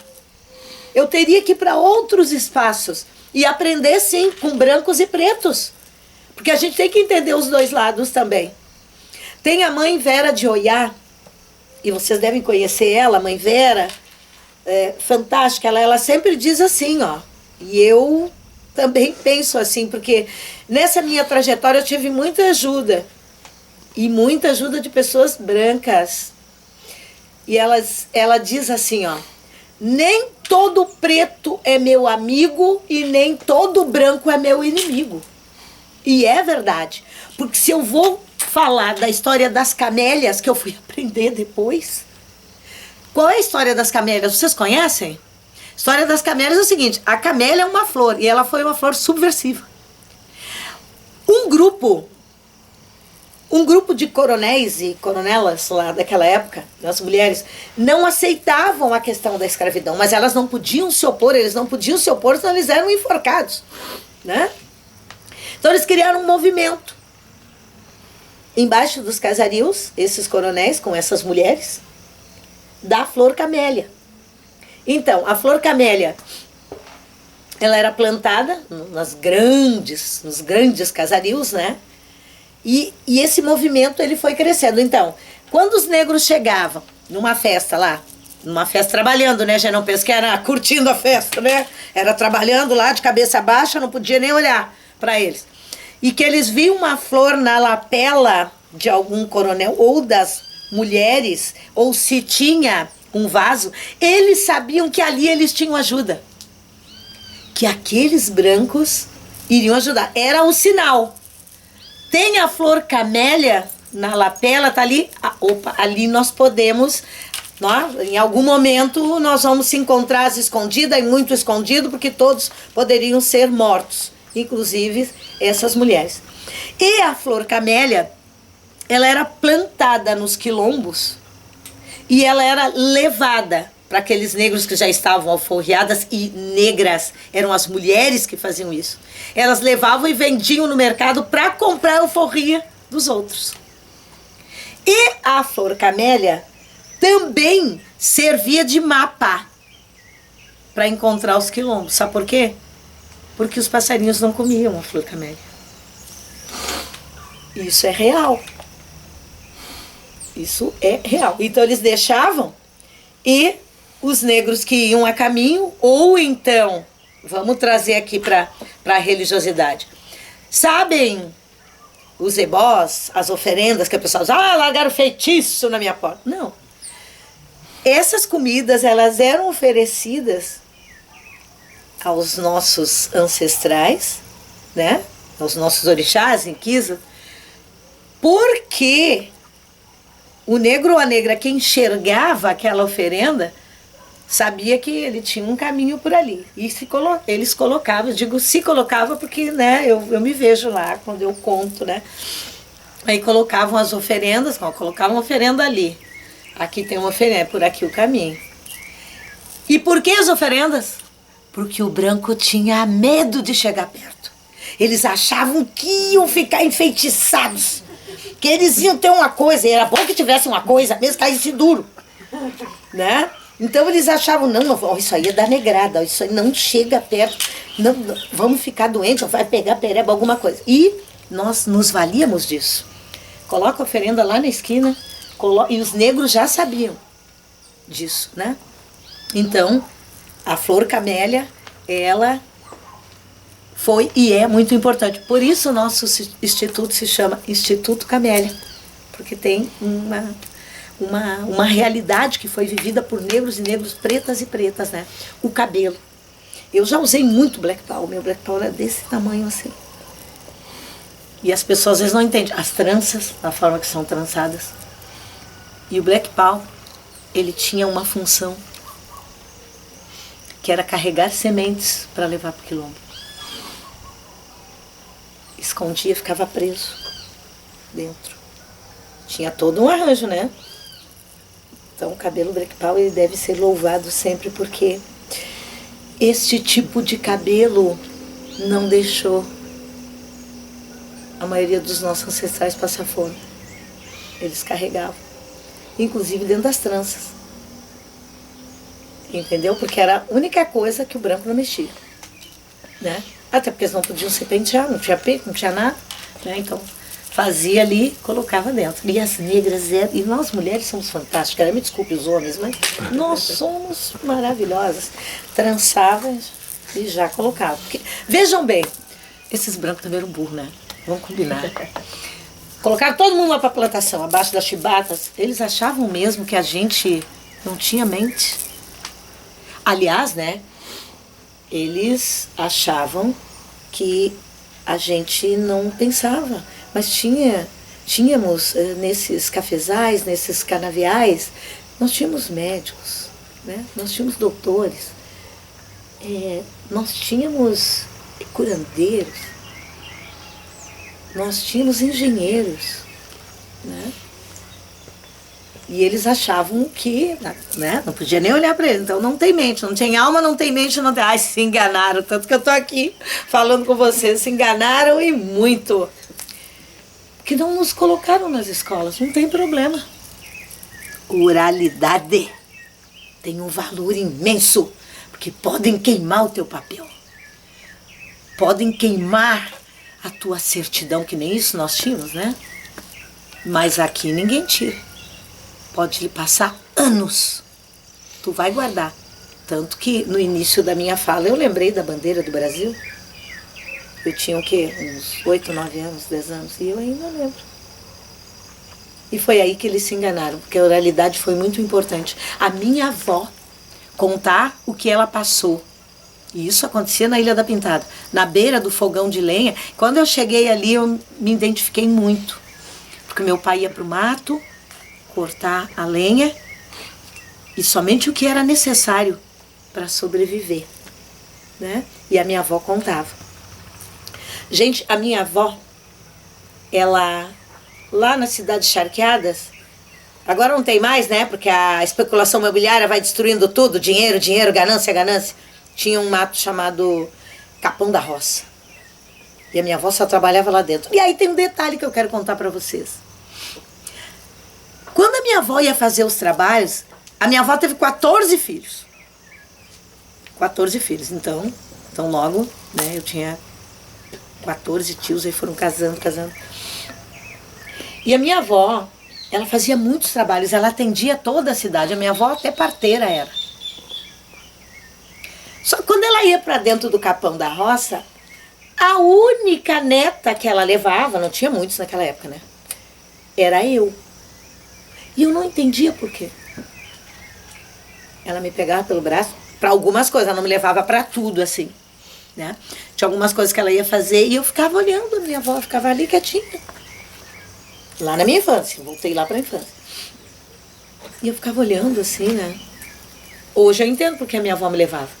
De todos os netos da minha avó, só da minha família Nós somos todos da tradição de matriz africana. Os outros são evangélicos, são batistas, são... E tá tudo bem. Mas ela sabia por que ela me levava. E eu era a única que ia no Capão. Ela, quando vinha vindo um temporal, gente, assim, aquele temporal feio. Agora o pessoal fica falando, ai, que temporal horroroso. Temporais existem. Por favor. Por favor. Ai, o povo fica apavorado. Ai, temporal, ai, ficou tudo lá, ficou turvo, não sei o quê. Ela ia pro Capão, pro meio, quando ela via que o temporal era muito, né? Que a Iansã ventava lá e queria mandar raio. Porque para nós tudo tem um significado. Ela pegava um machado, ela levantava e tinha 7 palavras que ela dizia. Ela nunca me ensinou as palavras, por isso que eu não sei. E ela cravava na terra assim, e se ajoelhava. Gente, o temporal abria. Eu assisti isso. Não tinha máquina fotográfica. Eu, criança, não tinha como escrever, mas está aqui. Isso eu passei para minha filha, eu passei para meu sobrinho, eu passei... E assim, sucessivamente. Eles têm que saber que ela foi uma grande mulher. E tanto ela foi uma grande mulher que ela foi condecorada nessa cidade de Charqueadas. Ela partiu com quase 110 anos. Ela era negra, preta, retinta, assim. O olho azul e tinha um poder imenso. Que mulher poderosa. Era minha avó e a minha bisa, porque ela herdou da minha bisa. Ela passou para ela e ela sentiu, talvez, nos caminhos, né? É um olhar que eu não tinha e não tenho. Eu não sou como minha avó. Assim, ela tinha um poder incrível, uma força incrível. Ela dominou uma cidade inteira fazendo cura. Ela não pegou numa arma. Ela não xingou ninguém. Ela curou as pessoas. E dali veio o respeito, o grande respeito pela dona Sebastiana Fernandes Vaz. Claro que o Vaz era do feitor, né? Igual eu, Beatriz Gonçalves Pereira, isso não é meu.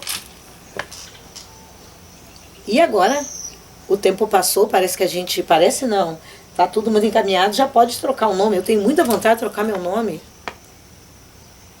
Né? Tenho muita vontade.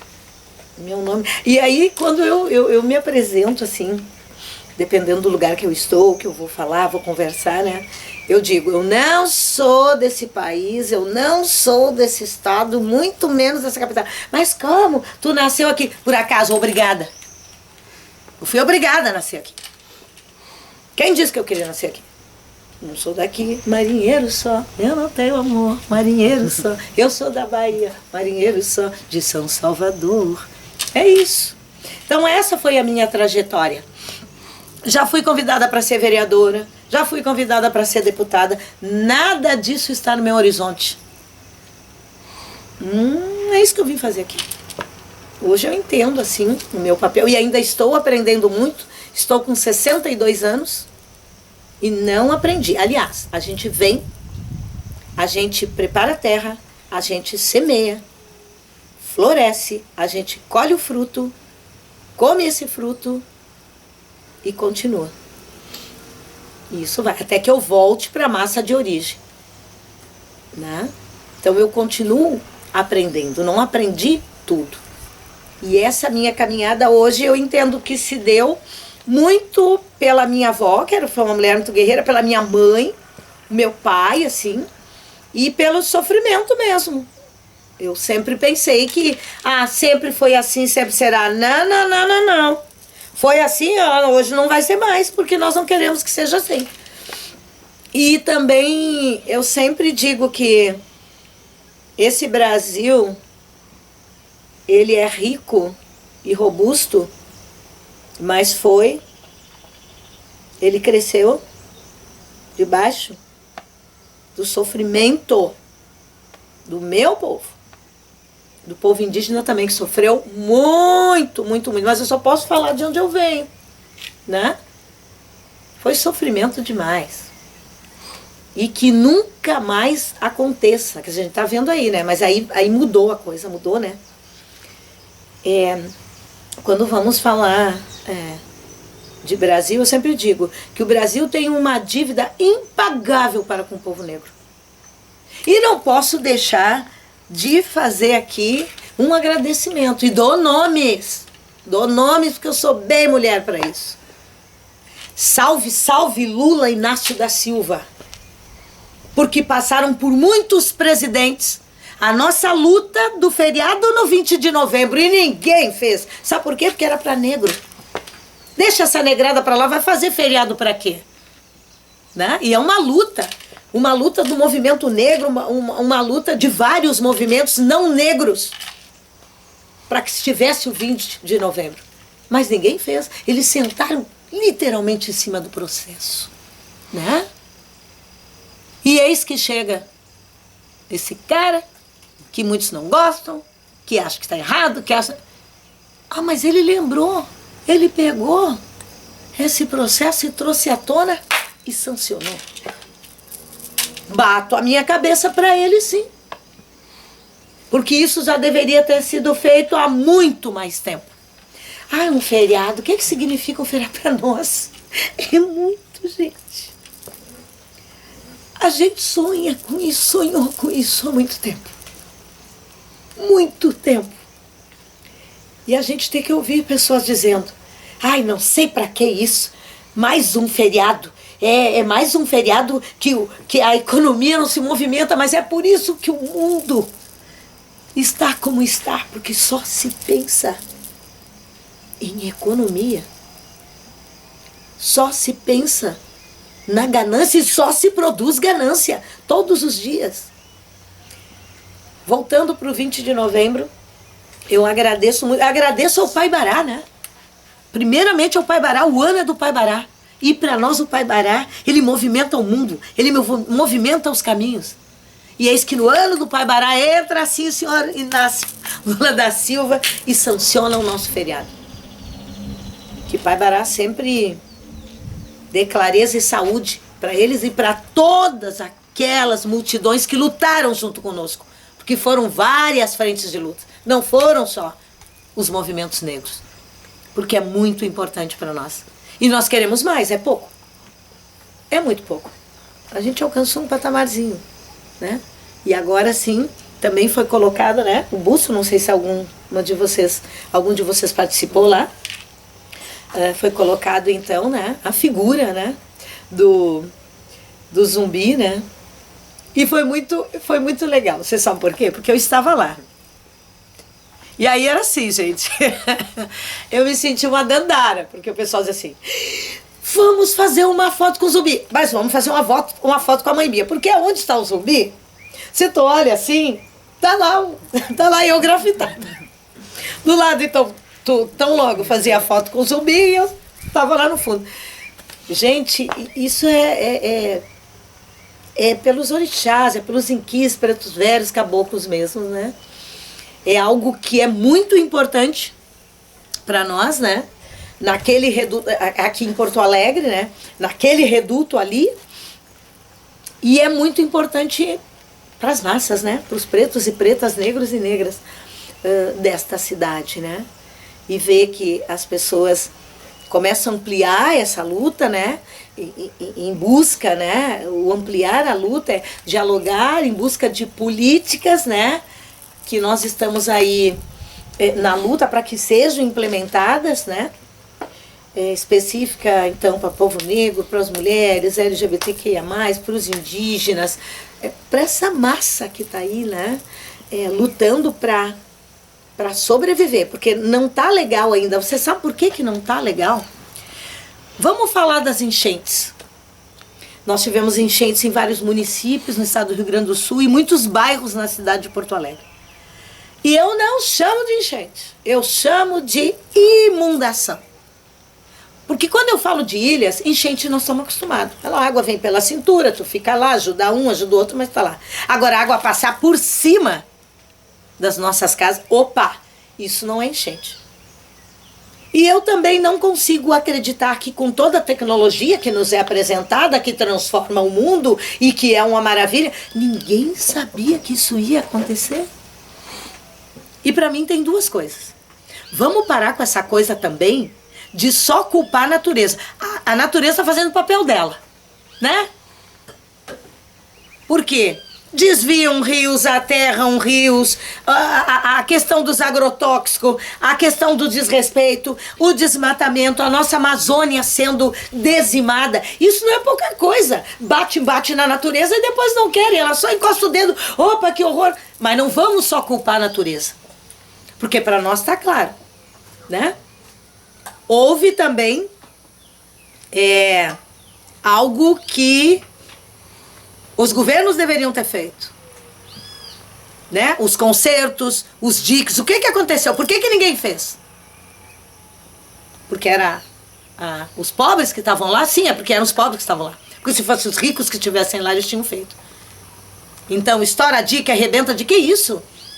Isso é uma falta de cuidado com o ser humano. Mas por quê? Porque a ganância vem primeiro, né? Para depois o cuidado com a pessoa, quando deveria ser o contrário. Então, quando se diz, porque foi uma enchente, não. Foi uma inundação. E aí, onde é que eu entro? Pasmem vocês. Não houve nem um cuidado, não houve nada, até o presente momento, que fosse oferecido para os quilombos ou para os terreiros, as casas de matriz africanas que foram atingidas, gravemente atingidas. Não houve esse movimento. Então vejam só, aí as pessoas me perguntam, tu não vai sair das ilhas? Porque eu moro na ilha desde menina, minha família mora lá, já contei no início, né, a história. O terreiro fica lá, o quilombo fica lá, a escola de samba fica lá, o instituto fica lá. Bom, tu tem uma raiz, tu tem uma história. Caso eu entrasse na chamada compra assistida, eu só seria contemplada com a minha casa. Bom, mas e o meu terreiro, o meu quilombo, como é que fica? Eu não sou caixinhas, eu sou inteira, né? Um quilombo ele é inteiro. Ele não é partituras de piano, né? Que tem uma, que tem... Não, nós somos um todo. Então, quando as pessoas me perguntam, a resposta é não. Mas vai vir outra, vai ser maior. Olha, eu não tenho nenhum problema com a mãe natureza, porque ela está fazendo o que ela tem que fazer. Os rios estão sangrando, a natureza, ela não aguenta mais, né? Eu não vou dizer que toda a humanidade descuida, não. E ainda quem cuida com carinho e que tenta trazer a questão da alimentação, a questão do não desmatamento, ainda é criticado. Então quem tenta ajudar, e tem várias mãos tentando ajudar, tentando fazer, essas pessoas são criticadas. Então para mim, a mãe natureza está fazendo o papel dela sim.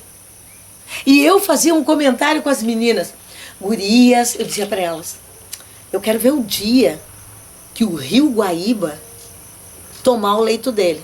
É por isso que eles fazem essa inversão, querem chamar de lago agora. Porque eles destruíram antes para poder chamar de lago depois. Não vamos deixar isso acontecer. E elas diziam assim para mim, não, capaz, isso não vai acontecer. Olha lá as comportas, mas quem é que para a mãe natureza? Ela é mais do que qualquer ser humano. E eu dizia para elas, olha, gurias, não sei se eu vou estar viva para ver, pois eis que eu fiquei viva para ver a água e até a rua da praia. Mas ali era o leito do rio. Ou eu estou errada? Não, não estou errada, é só olhar, basta olhar as fotos. E aí as pessoas, claro, foi muito dolorido. Eu posso falar na região que eu moro, muitas pessoas ainda continuam fora de casa. Muitas pessoas ainda estão em abrigo e não se fala mais nisso. Porto Alegre está linda, Porto Alegre é demais, demais nada. Está tudo muito destruído ainda, inclusive não só o nosso bairro, como outros bairros. Foi feito, mas foi feito muito pouco.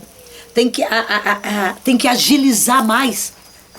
O processo está muito lento. Nós vamos fazer 7 meses, está terminando o ano. E está tudo assim.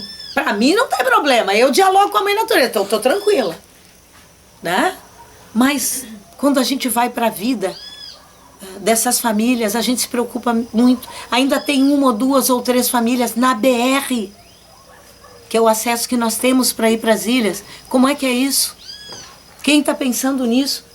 Constituímos um comitê, só mulheres, alguns homens também, mas começou pelas mulheres, para poder trabalhar e antecipar a questão da compra assistida, né? A compra assistida, para quem vai ver, né? A compra assistida é um valor que é oferecido através do Ministério da Cidade, em trabalho com a Caixa Econômica Federal, para que seja disponibilizado R$200 mil, né? A pessoa procura uma casa, um apartamento, aquilo que convém mais a ela. A Caixa também oferece, né, esses imóveis, se a pessoa não gostar, procura, e o governo, então, federal, né, ele paga, né, através da Caixa esses imóveis para a pessoa, para essas famílias. Só que está muito demorado, tem muitos entraves, porque tem que passar pelo município, do município vai para o federal, tem a questão do estadual, é muita burocracia. Se entende que a burocracia, ela tem que se fazer presente em algumas questões, mas a burocracia em excesso, ela se torna uma tortura. Nós chamamos de tortura, né? Porque é isso. Então vejam vocês, essa semana nós somos chamados por um documentário que foi feito pela Miriam Fischner, onde ela traz essa questão, né, para que a gente possa levar para Brasília, para que se tenha, e está sendo também feito uma pesquisa com os terreiros, porque essa informação eu quero passar para vocês. A gente tem a preocupação com toda a população, mas acontece que a população dos terreiros na cidade e no estado do Rio Grande do Sul, nós temos maior número de terreiros que na Bahia. Tem esse dado, inclusive pelo IBGE, né? E ainda somos a maior população no país. Opa, então tem alguma coisa errada, tem alguém que não está olhando direito para a gente. Continua isso? Vamos continuar com isso até quando? Quando é que isso vai parar? Quando é que isso vai terminar de vez? Então, esse documentário... Eu estou também nesse documentário com outros babás e iás, né? Mostrando as suas casas, né? Os seus terreiros. E a partir daí, então, esse documentário será levado para Brasília através do Babadiba de Iemanjá e outros movimentos, né? Para que se possa ter um olhar humano também para os quilombos, os quilombolas também, né? E para os terreiros, porque não temos. Com isso, quero dizer para vocês que a luta é longa. Tem muita luta pela frente. Tenho certeza que eu vou embora, né? Vou deixar esta dimensão, né, terrena, e vou passar para a dimensão espiritual. E ainda não terminou, porque tem muita luta pela frente. Mas trabalho como esse de vocês, que se propõem a nos ouvir, a nos escutar, a trazer as nossas histórias de vida, a trazer a nossa trajetória, faz com que fique documentado e que dê força para as crianças, né? Para os adolescentes e para essa juventude que está aí, que está sendo morta a roldão, porque a juventude que mais está morrendo é a juventude negra, né? Para que eles possam assistir esses documentários, para que eles possam se fortalecer. E eu deixo um recadinho aqui: lutem, lutem sem parar, constituam redes, aprendam, olhem para os nossos reis e rainhas. Valorizem a nossa ancestralidade. Lutem com garra. Lutem como Marielle. Lutem como Dandara. Lutem como Mãe Bia e tantas outras mães iás que existem e que estão nas periferias lutando. E lutando por todos nós. Lutando por aqueles que não são olhados. Tenham força. Não precisa ser só de matriz africana. Tenha fé ou não tenha fé em nada, lute sempre. Conquiste o seu lugar. Porque todo e qualquer lugar que está nessa sociedade, ele nos pertence, ele é nosso. Nós não deveríamos nem de lutar por ele. Porque ele é nosso. E faz muito tempo que ele é nosso. Um beijo no coração de cada um e cada uma. Deixo aqui o meu axé de força, de proteção e de luta. Lute como uma menina, lute como um homem, lute como um LGBT, lute como uma mãe de santo, lute como um jovem, lute em qualquer categoria que esteja, lute pelos seus direitos. Axé, que a Mãe Iemanjá abençoe cada um e a cada uma que está assistindo. Obrigado.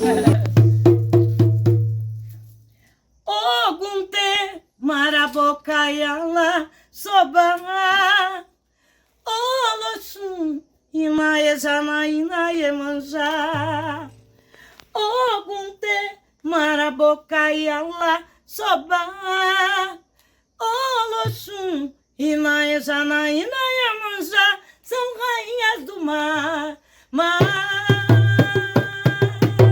Misterioso mar que vem do horizonte, é o berço das sereias, lendário e fascinante. Olha o canto da sereia e ela queria toar em noites de lua cheia. Ouço a sereia cantar e o luar sorrindo então se encantar com as doces melodias. Os madrigais vão despertar. Ela mora no mar, ela brinca na areia, no balanço das ondas. A paz ela semeia. Ela mora no mar, ela brinca na areia, no balanço das ondas. A paz ela semeia. E quem é? Para a boca e ala sobar. Inaê, Janaína e Iemanjá. Para a boca e ala sobar. Inaê, Janaína e Iemanjá são rainhas do mar. É que eu não toco bem assim, se eu toco assim, fala bem.